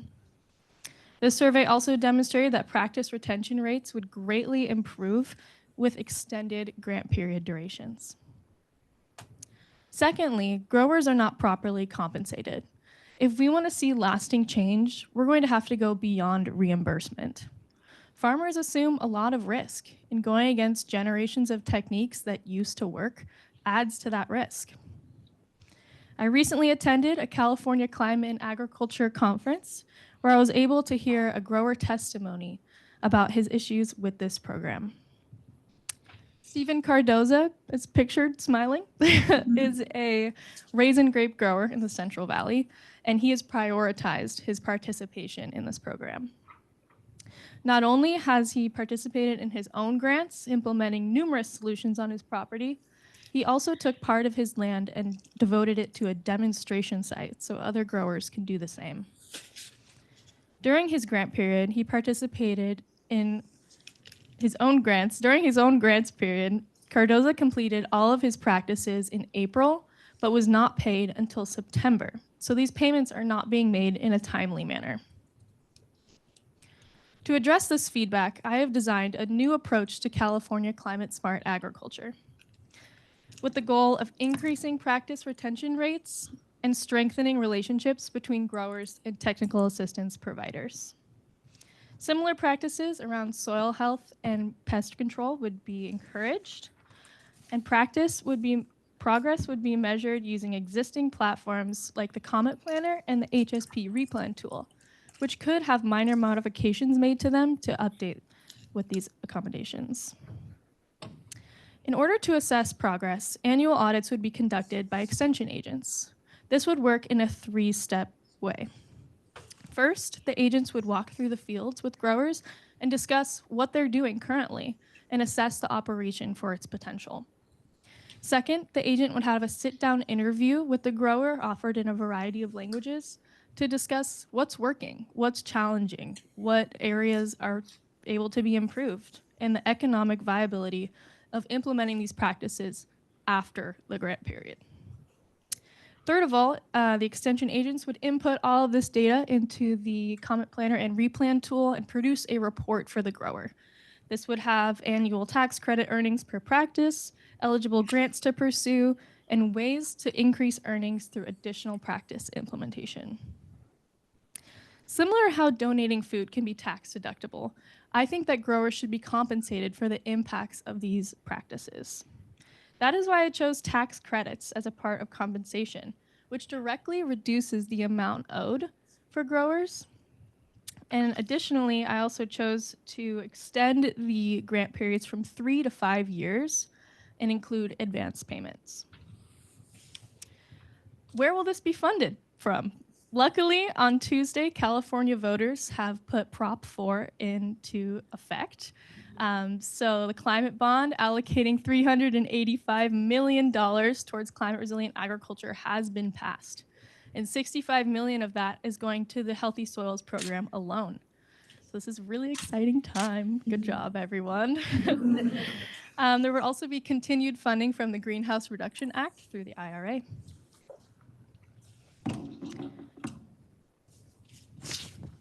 By building long-term relationships between assistance providers and farmers, increasing grower compensation, and expanding the capacity of this work, acreage in California smart agriculture could expand across the state.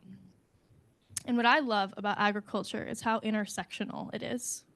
Transitioning from more climate resilient models of agriculture would have rippling effects, combating many of the issues we face today. Some of these include improved air and water quality and decreased emissions through prevention and carbon sequestration. I hope I've been able to illustrate the capacity agriculture has as a climate change solution and why proper support to growers is critical in this transition. I encourage everyone in the audience to continue supporting the infrastructure of climate smart agriculture through propositions like Prop 4, as well as researching existing efforts in your own home states, so this effort can expand across the nation. Thank you.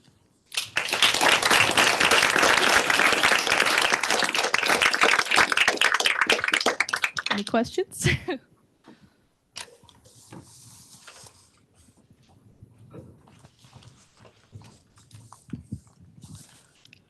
You mentioned farm agents. Who do you mean in that case? Yeah, great question. So in the state of California, there's a structure where state-funded universities like the UC system produce research and then also have extension programs where that research is able to be translated to growers by people who work with growers on a daily basis, helping them apply for these grants and work in this way. And that's actually what I hope to do after graduating, is becoming an extension agent myself. It's a great system we have here in California. And I think there's a lot of capacity for those relationships to be strengthened. And with these grant periods extending, this would really help with the implementation of these solutions. Thank you.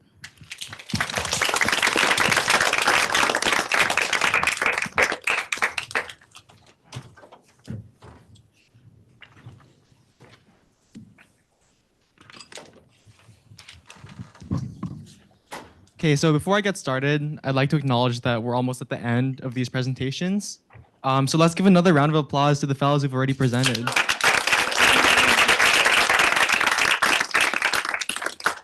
I'm so inspired by all of you guys. And so before I dive in, I want you all to close your eyes and actually close them. Now, I want you all to imagine a big, bustling city. Imagine New York or San Francisco on a weekday. I want you to think about the blaring horns, the blinding lights, and the millions of devices whirring around you. Think about all the energy required to fuel all of this. The electricity, the heat, and yes, the emissions. So many emissions. Now, what if I told you that with the rise of artificial intelligence, these emissions could almost double? That AI itself could rival the entire transportation sector's emissions. Now open your eyes. See, emissions are higher than ever before, and yet all eyes of companies and of investors seem to be on winning this AI race. Computational power is doubling every 100 days, and yet all everyone can think about is scaling up their AI. Energy use is higher than it's ever been in human history. And so as these companies rush to scale up their AI, and they increase their emissions unintentionally, we seem to be forgetting that these companies have lofty net zero promises, goals of a future where they no longer emit carbon. 45% of the Fortune 500 have these promises. And take Google, for example, who, despite having promised to become net zero by 2030, have actually increased their emissions by 50% in the past 4 years alone, almost solely due to AI. And so let's take a step back and look at the problem. These companies are raising their emissions at rates never before seen. They're all scaling up, trying to win the AI race. And because of this, the future that we have been promised might not be one that is possible anymore. These companies have a plan to protect and promises to be kept. And what are we to do about that? My name is Dylan Yap. I'm a field fellow, a student from Stanford University, and an entrepreneur at heart. And I'm here to share my solution today. See, everyone believes that there's this notion that there's going to be some big climate breakthrough, that carbon sequestration may no longer be a problem one day once some new invention comes by. But I don't at all agree with this, because I believe that sometimes the solution can actually be right under our noses. And that maybe the solution to this problem isn't about creating something entirely new, but rather empowering those who are already part of the solution. And so imagine this: smallholder farmers from around the world suddenly becoming pivotal players in their fight against climate change. Scientists already estimate that soil has a carbon capture potential of 1 billion metric tons per year. And that potential makes soil one of our greatest allies in the fight against climate change. And that potential also makes my solution quite simple. See, what if we could use satellite data and remote sensing to enable these farmers to measure and track the amount of carbon that they're sequestering in their soil? What if we could even make this an additive process? Here's how my solution works.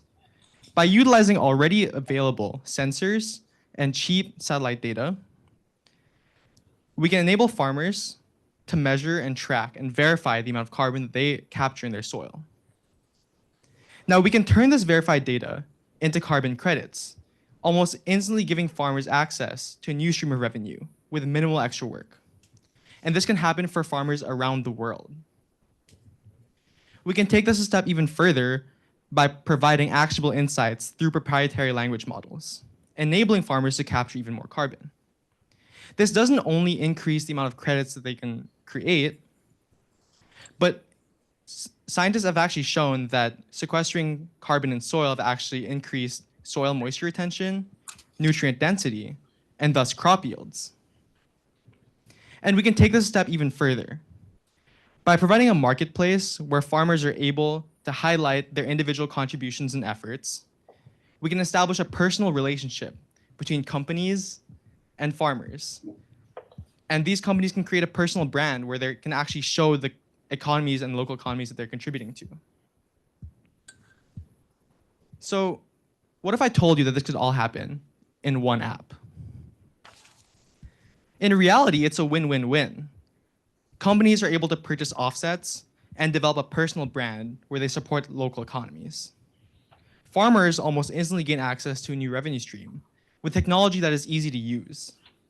And we can be in the middle of it all, empowering farmers, establishing a connection between farmers and companies, and battling climate change together. See, over the summer, I had the opportunity to work for Tidal.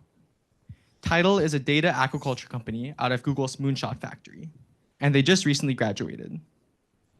And at Tidal, I had the opportunity to develop machine learning systems, utilize computer vision to enable farmers to track yield rates and biomass in real time. And I also established market expansion opportunities for Tidal. But most importantly, I was able to actually interact with farmers in Norway and in Chile, teaching them how to use our products and democratizing access to technology which is already available. This is possible for terrestrial farming, and this is where I hope to use my skills, obtain a title into this project now.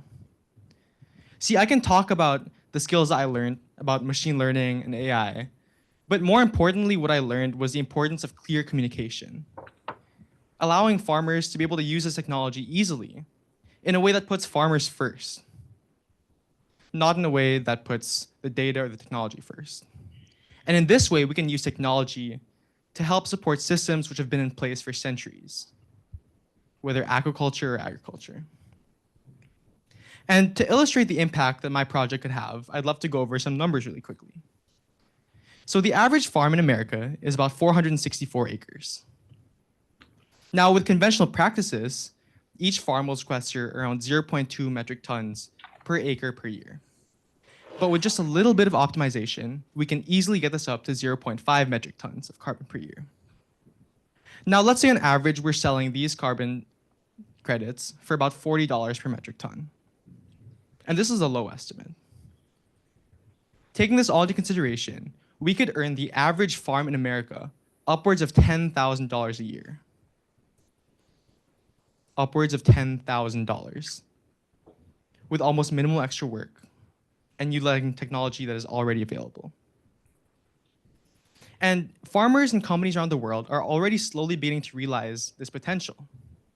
I mean, cattle companies in Australia are selling their carbon credits to Microsoft for $500,000 a year. Shell, Mitsubishi, Bayer, and Temasek are hedging their bets by investing in 10,000 rice farmers to help them reach their net zero goals. And General Mills is investing almost all of its net zero funds into regenerative agriculture, hoping that this will help them meet their 2050 net zero goal. This is already possible, and this is already happening around the world. But with my expertise, and with FarmLink's extensive network of trusted farmers, we can make this happen more quickly and efficiently than ever. And this is where I need your help. See, farmers already have the land. They just need the tools to empower them correctly. I'm actively seeking for advice, mentorship, and partnerships with industry leaders, investors looking to get into this opportunity, or people who just want to learn more about carbon sequestration. In just 1 week and with $40, I was able to create this prototype, which is 80% accurate. So imagine what I could do with even more resources and even more time. I hope you all can join me in making this an actionable, tangible reality and help me combat climate change through this new age of carbon sequestration. Thank you.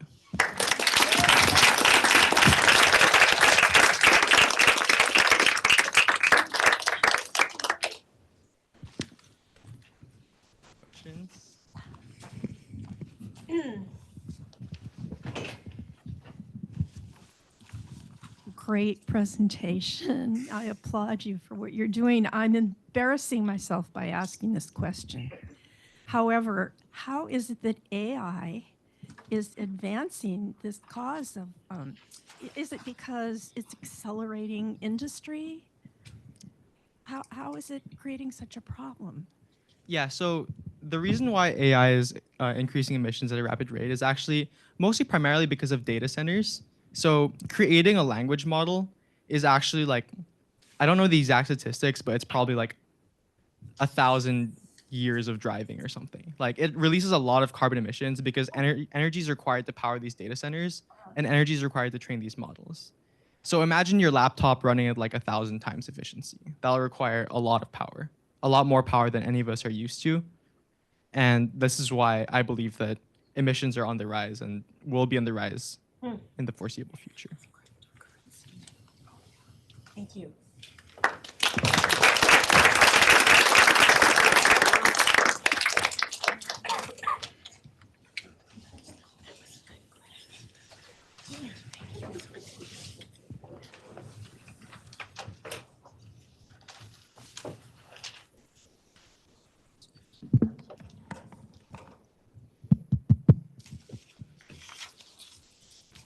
Hi. I do love to meditate, and I think we should start with one. Take a deep breath. Imagine a land. Take Central Valley, for instance. Once fertile, turning barren, and the salad bowl of America just 50 miles away can no longer feed our country. My name is Eli. I go to Cornell University. I'm a sophomore studying agricultural sciences. Agriculture is the most affected sectors by climate change, with farmers worldwide suffering daily. Lower yields, land degradation, severe events like a recent flooding we have seen in Florida. In fact, researchers showed that by 2050, climate change could impact crop yields by 30%, especially in vulnerable regions, particularly in Africa, where millions depend on agriculture for survival. I come from Rwanda, raised by a hardworking mother. Recently, she called me to tell me that she has spent her last savings on fertilizers, hoping to revive our land depleted by climate change. I also remember the other farmers I have talked to, farmers who invested everything they had only to watch their crops failing from never-ending drought. For my mother and farmers like her, this is not a seasonal struggle. It's a devastating reality. Growing up, I witnessed firsthand how these challenges affected our family. A child at the risk of malnutrition because of food insecurity was me. So we should end this. One of the most effective solutions is decarbonization. According to Intergovernmental Panel on Climate Change, we need to remove 10 billion tons of carbon dioxide to limit global warming to 1.5 degrees Celsius to limit the effect of climate change. And the good news is that agricultural land can offset nearly 50% of this with enhanced rock weathering. potentially capturing 4.9 billion tons of carbon dioxide. Enhanced rock weathering, ERW, involves grinding up rocks such as basalt and spreading it to agricultural lands to accelerate carbon capture and regenerating soils. However, I didn't know this. I discovered this breakthrough this summer while working with Terradot, a company that was co-founded by James, one of our Farmlink co-founders too, with the mission to regenerate agricultural lands and improve food security. It was an opportunity for me because I witnessed firsthand how this solution could impact the lives of millions of farmers. At Terradot, their mission to regenerate the earth and improve food security aligns well with my own mission and vision for a resilient future. At Terradot, crushing rock, eating shit with smile, and believing it, well, the mottos I cultivated daily. With the collaboration with another intern, Sam Robert at Terradot, I evaluated the potential for implementing ERW across East African countries, especially Kenya. Through discussions with Professor Mwangi at Egerton University in Kenya, I learned the major challenge in Kenya: severe soil acidification affecting nearly 63% of Kenyan arable.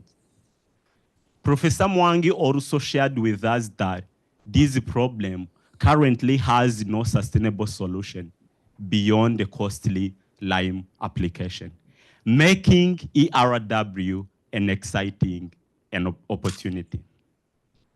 At Terradot, I learned that Kenya is an ideal place to demonstrate the success of enhanced rock weathering because of three key main things. First, because of availability of feedstock, which is basaltic rock. Secondly, it's about the cost optimization. The third is a favorable climate that helps rocks to capture a lot of carbon.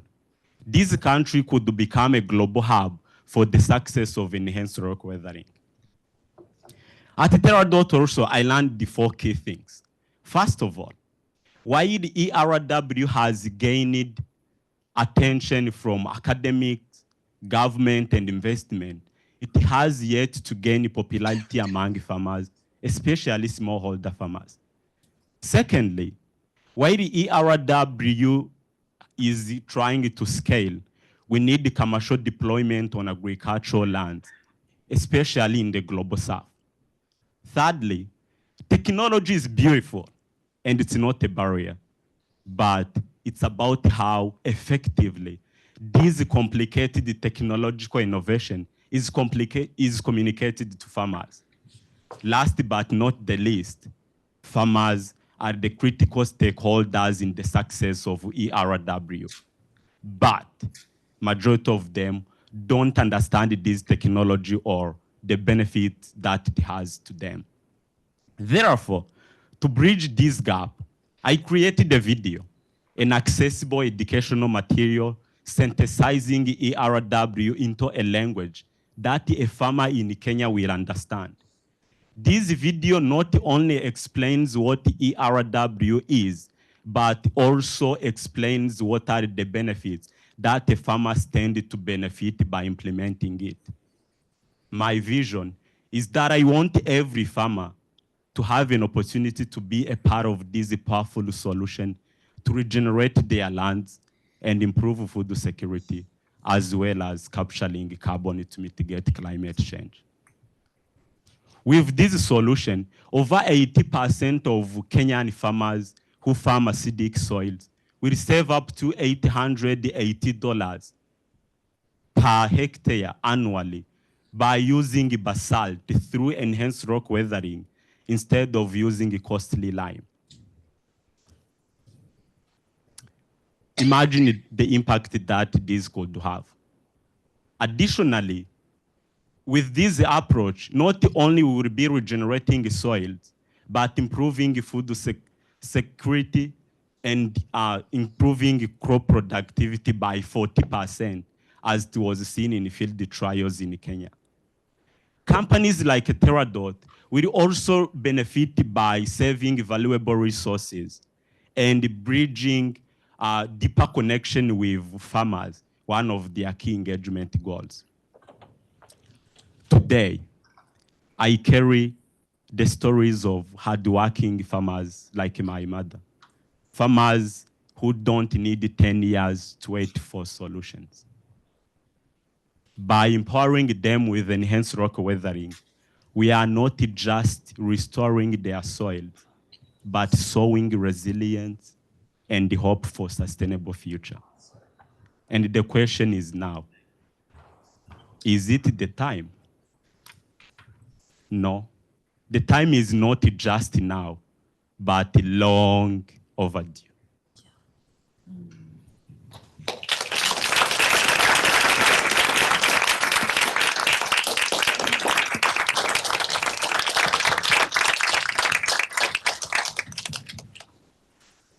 Any question?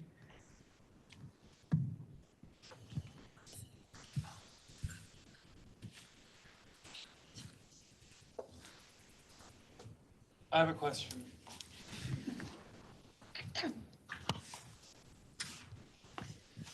What's it like talking to your mom about this work? And what are the things that you've been able to see her be most excited about through the research that you've done? Thank you. That's a really good question. Actually, my mom thought that when I came here in the US, she thought that I was going to bring solutions to the problem, all the problems that she had, including that. So when I tell her that I have this really exciting solution, even though she didn't know anything about that because she didn't go to school. So I was like, Mom, there is this thing which is really complicated, but trust me, I know it. So instead of using fertilizers, which you spend a lot of your savings on, I am going to bring this solution where we can give you rocks, which are residues from mining, and then we can deploy them on your land, and then those residues will fight what we call climate change, which makes you productivity decline, and then will also improve the fertility of your soil. And she was really excited because she sent me to get solutions for her problem.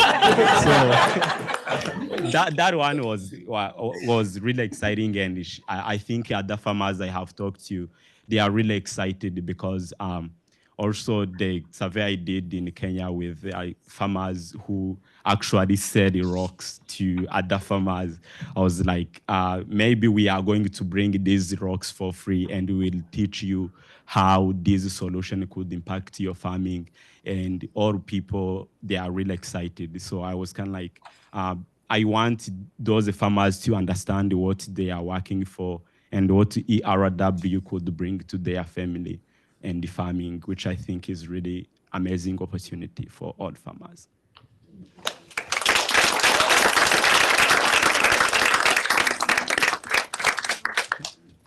Thank you, Ellie. Okay.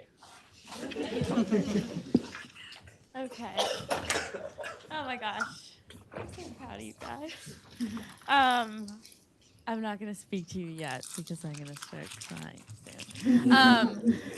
We are going to move into the fireside chat portion of our programming, and then we will wrap things up for today before poster presentation. So I'd love to invite Ram and Ben and James up to the floor. Naveen Chadha couldn't be with us today. He's sick, so everybody send healing wishes. But yeah, we have 3 wonderful representatives. Yeah, can I sit too? Does anybody else want to pop on this panel? We have room for one more. I'm not kidding. Okay, never mind. All right. Microphone. I have questions. I think, yeah. Let's just start by introducing yourselves. Ram, you want to kick us off? Hi, everyone. I'm Ram. I'm the Associate Director of the Community Food Programs at Farming Hope. So we had the great opportunity to host Divya this summer.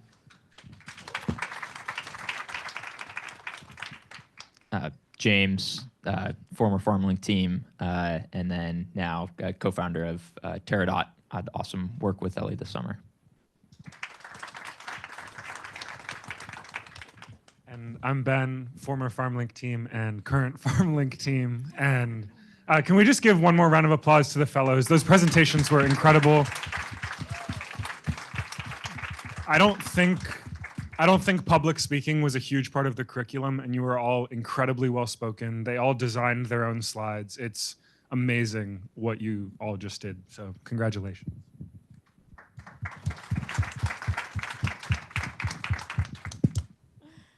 All right. Great. So I have some questions around just your reflections on the projects, as well as just generally student involvement or young people's abilities in crafting really effective food system solutions. So just to start us out, and not everybody has to answer these questions, but if you feel called to, please do. If you could tell us about one project that stood out to you as addressing a problem that maybe you hadn't previously considered, or just any project that particularly inspired you and why. I can go first. I was really surprised by the walnuts and the shells. It made me really think about all the other byproduct that is being wasted throughout all of our food systems and how much waste is created through that. So yeah, I'm just really excited to see where that could go. I definitely, when I heard the, I think it was the branding, nutrition on the inside, was like so inspired, and saw all these things like, how can we support this? And to see you that quickly just getting out and finding ways to make it happen. I'm sure you had to negotiate a bunch to actually pull this off, and I just hope we're gonna be able to continue to support this. I was so impressed by how many of you focused on, I think, the human-centered pieces of what it takes to create change. It has been shocking to FarmLink again and again how non-collaborative, obvious collaborative situations often are in this industry, and how often people don't focus on taking and sharing resources. And so many of you learned these amazing lessons and then said, how can we actually make it available to someone? How can we actually help someone connect with these programs?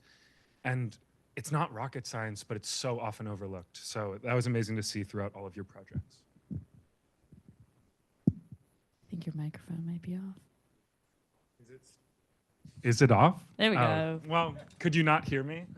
Sorry, Zoom Loud people. and clear. I'm curious, we talk about these first steps in FarmLink or small actions, and this is something we really encouraged with the field fellows in the last phase of the program. But obviously there's opportunities for these to scale, either in a local way and continuing to expand there, or regionally or nationally. I'm curious what advice you have for fellows. Ben and James, maybe you can speak to this from a FarmLink perspective of growing from a small action to a national organization. What advice do you have for these folks who are looking to scale? How many of you sweat, like literally sweat, during your immersions at some point? Like all of you. I think that just doing is such an essential step to get started in any way, because there's no other way to learn about what you're actually trying to solve for. I didn't sweat much at the beginning of FarmLink. I couldn't even move, but we called thousands of farmers, and I don't even think we knew exactly what we were looking for, but just that process of doing, each of you did that so well, and I don't think you can really understand the problem you're even trying to solve for if you don't start there. I guess once you actually get it honestly connects to, I think, a lot of things we saw in the presentation today. Is like, you want to have a sense, even when you have like whatever that small thing is, you want to have a story in your head, and whether you're communicating it to other people or not, of like just how big this thing could get. And I think you kind of need that actually to stay motivated of like what the actual potential is. And at first it's just about like convincing yourself, and then soon it's like about growing a team, and then maybe investors and funders, and maybe eventually the world you're trying to build that. But the first thing starts with like, it's going to be really, really hard, and you actually need to tell yourself a story kind of every day to keep pushing through. Want to add anything, Ram? Farming Hope was started by 2 college students, and it has become a very beautiful organization. And both those founders really, I think, like what you said, just kept going on every day to create this. So yeah, just keep your heads up. Cool. Both organizations, FarmLink, I mean, all 3, Terradot, and Farming Hope, there's been involvement of young people. And I'm curious, you know, when we were starting FarmLink, we were looking to these people who've been doing this work for so much longer for advice and inspiration, but we also had a moment of, you know, there is a lot that isn't being done. And, you know, just because we're kids doesn't mean that we can't do it. Or we can't try. And so I'm curious what strengths or maybe novel insights you feel like young leaders are able to bring to the space. And maybe you can also speak to specific experiences you had working with fellows this summer.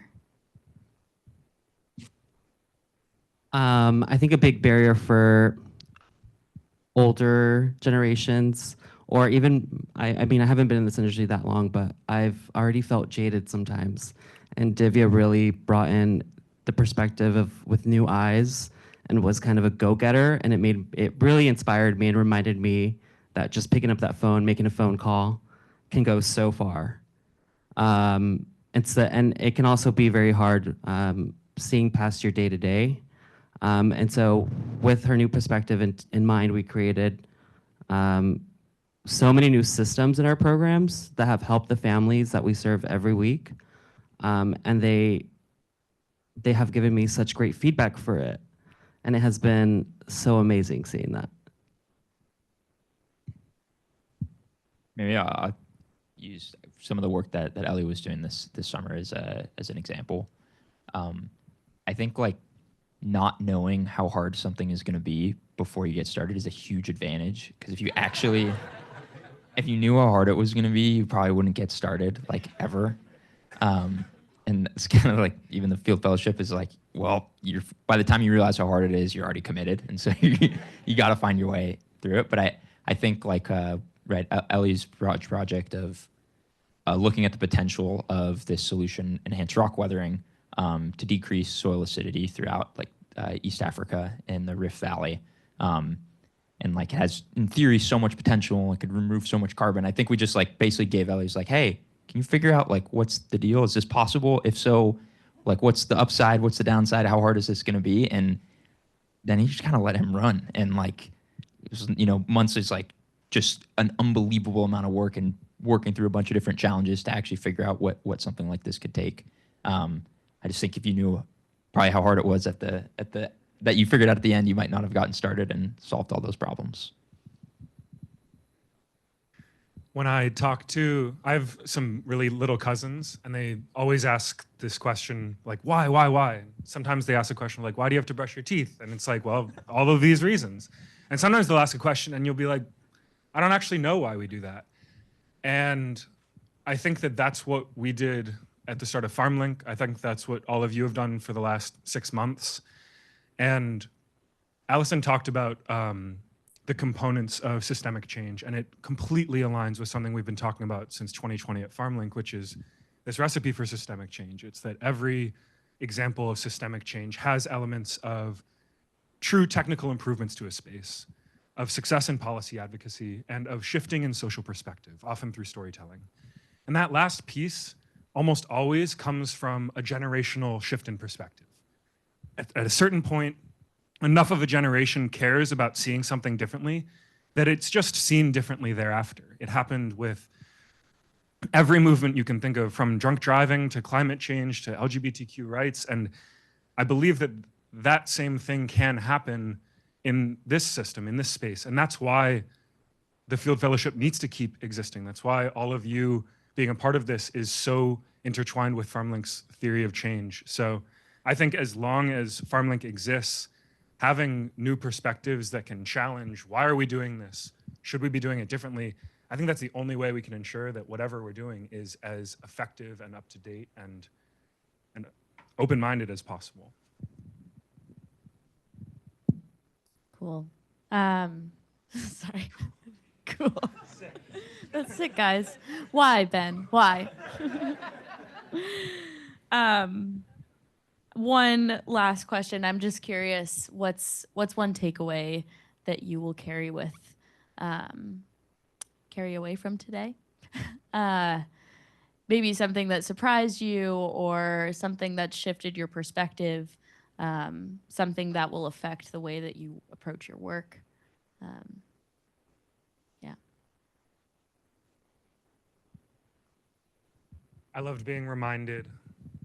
I keep turning this off and then on again. I loved being reminded of the essential role that collaboration plays in almost anything that we do. And it's such a huge part of FarmLink, but to see you all go out in a dozen plus different places this summer and bring back such a commitment to that is so validating and honestly so energizing, because I think the most differentiating thing FarmLink has done in the last 5 years is really be committed to collaborating with as many food banks as possible. So thank you all for that.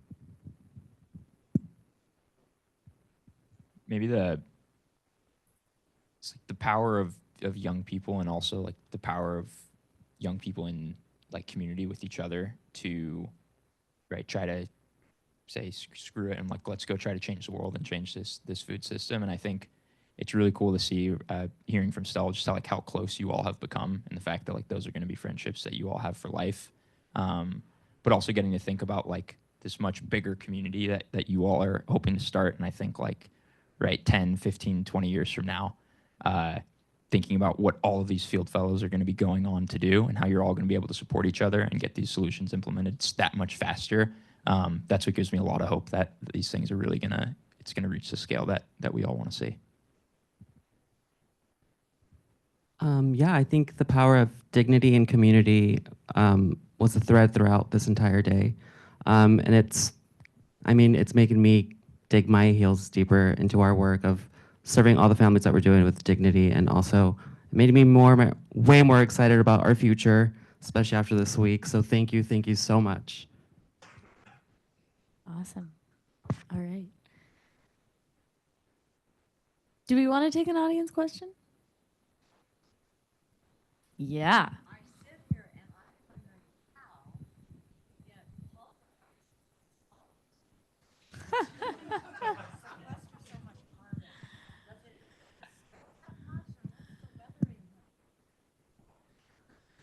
Okay, really quick. What is the weathering?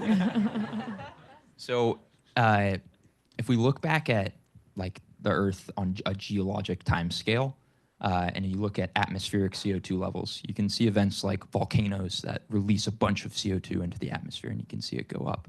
And then you notice this effect where that CO2 starts to actually get drawn down. And it turns out that after studying this a long time, we found out it's this thing called rock weathering. It's this process where these rocks, specifically silicate rocks like basalt, they start to dissolve in water. It raises the alkalinity and it pulls CO2 basically out of the water. That's been regulating Earth's climate for the last couple billion years. Yeah, and so now you can think like in the last 200 years, we've put so much CO2 now into the atmosphere, so much so that decarbonization won't be enough alone. We're gonna have to start to actually draw this stuff down. And the question is like, well, what if we could just speed up that natural process? What if we take those same rocks that would naturally do this over a long time and crush them up to increase that reaction surface area, and then spread them on cropland where they add a bunch of micronutrients, help raise the soil pH, reduce acidification, but also trap carbon permanently in the water where it gets stored ultimately in the ocean for a couple thousand years. You can grill Ellie about it at the poster session. See how much he's got. James was actually a field fellow last year. That's where he started Pterodot. We're doing one more? Yeah, let's do one more. Christine.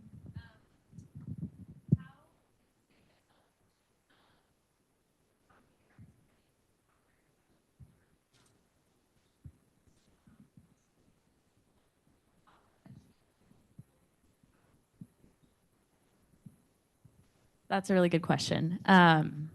We're only in the second year of the Field Fellowship Program, so I think we're learning so much every single time that we do it. And we made a lot of changes this year too. I think a big takeaway for me, you probably noticed this, but all of our fellows have very different passions and backgrounds. They're at different phases of life. And with such a small cohort and learning community, I think that actually was hugely valuable to have such different perspectives and life experiences, because the discussions we were able to have were just so much more powerful than having a more homogenous group. And so I think that is something that I'll definitely take with me as a big learning. And I think the other piece of it, which was hugely important to me, was the community aspect of the Field Fellowship. You know, I've told the Field Fellows this, but they have been such a defining part of my year, my first year out of college. And it's crazy to imagine that there will be a whole nother cohort as well. And I think that there's such a unifying factor in the Field Fellowship of buy-in and commitment to making the world a better place. And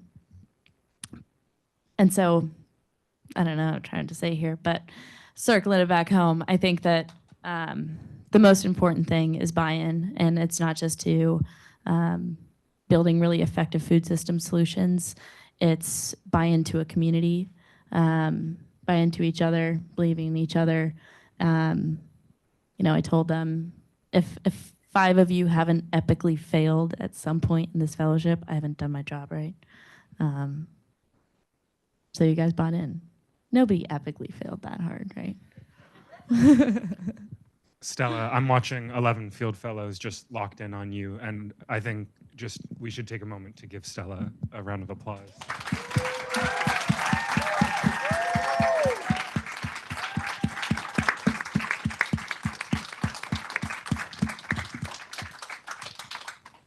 All right.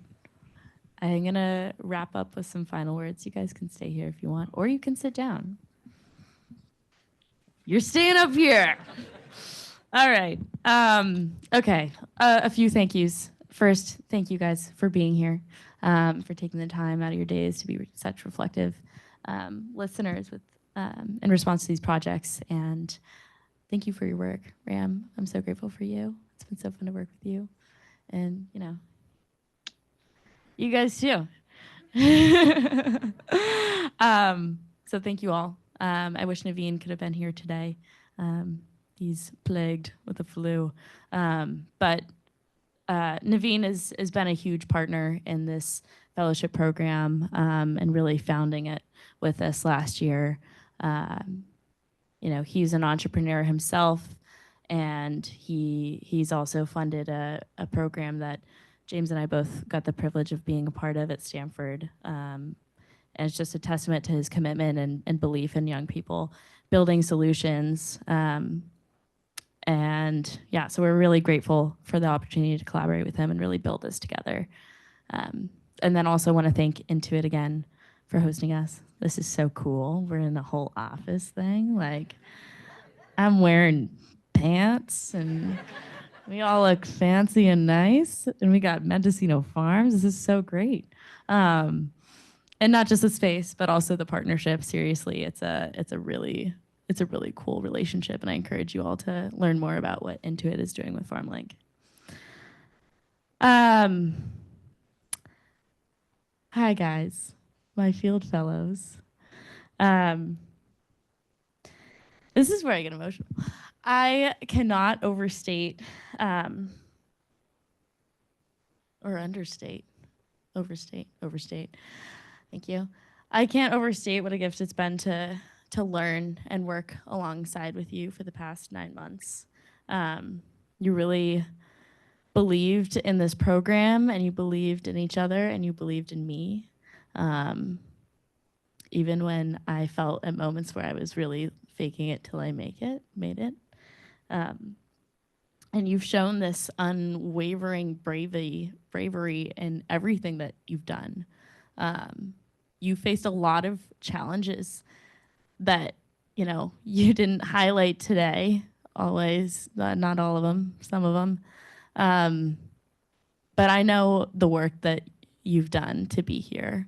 And so do all of you. You have so much to be proud of. Anyways, we are closing this chapter on 9 months of fellowship. But as I emphasized earlier, community is the biggest part of this. That's not going to go away, and you guys have the opportunity to really carry this with you into a next chapter. So thank you for that. Thank you for not just being huge inspirations to me and giving me hope, but being beacons of hope for everybody here and for a future where everybody eats and we are healing our planet, and that is so freaking cool. You guys rock. I'm gonna stop there, but it's truly an honor to watch you change the world, and thank you for the opportunity to let me do that with you.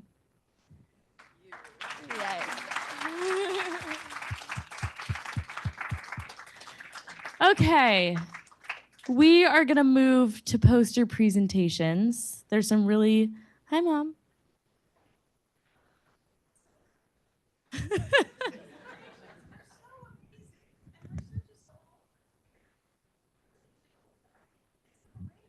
Yeah. No, walnut shells are not compostable? You know, who knew that? You're on live stream right now,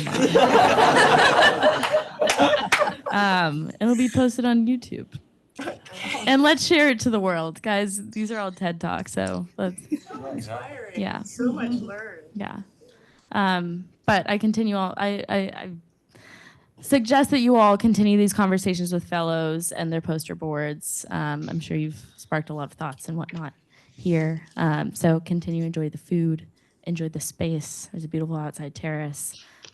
Walk around, look at the poster boards, and dig deeper with the fellows. Thank you, guys. This is awesome. Oh, I forgot to thank the Farmling team too for being here today. You guys.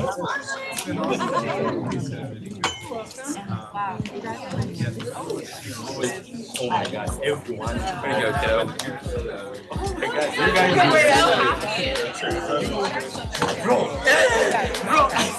You inspired me to that's overall. Yeah, I actually did that let me continue running the Yep, that's when I started. That's what happens in that game at some point. And that was really like, What happened? What's going on? Are you what?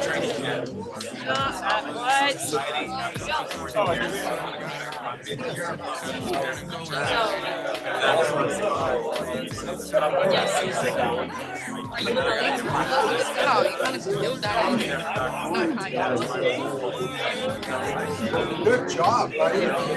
Yeah, so good. I tried myself. I'm gonna go. You did well. Everything you say, my questions.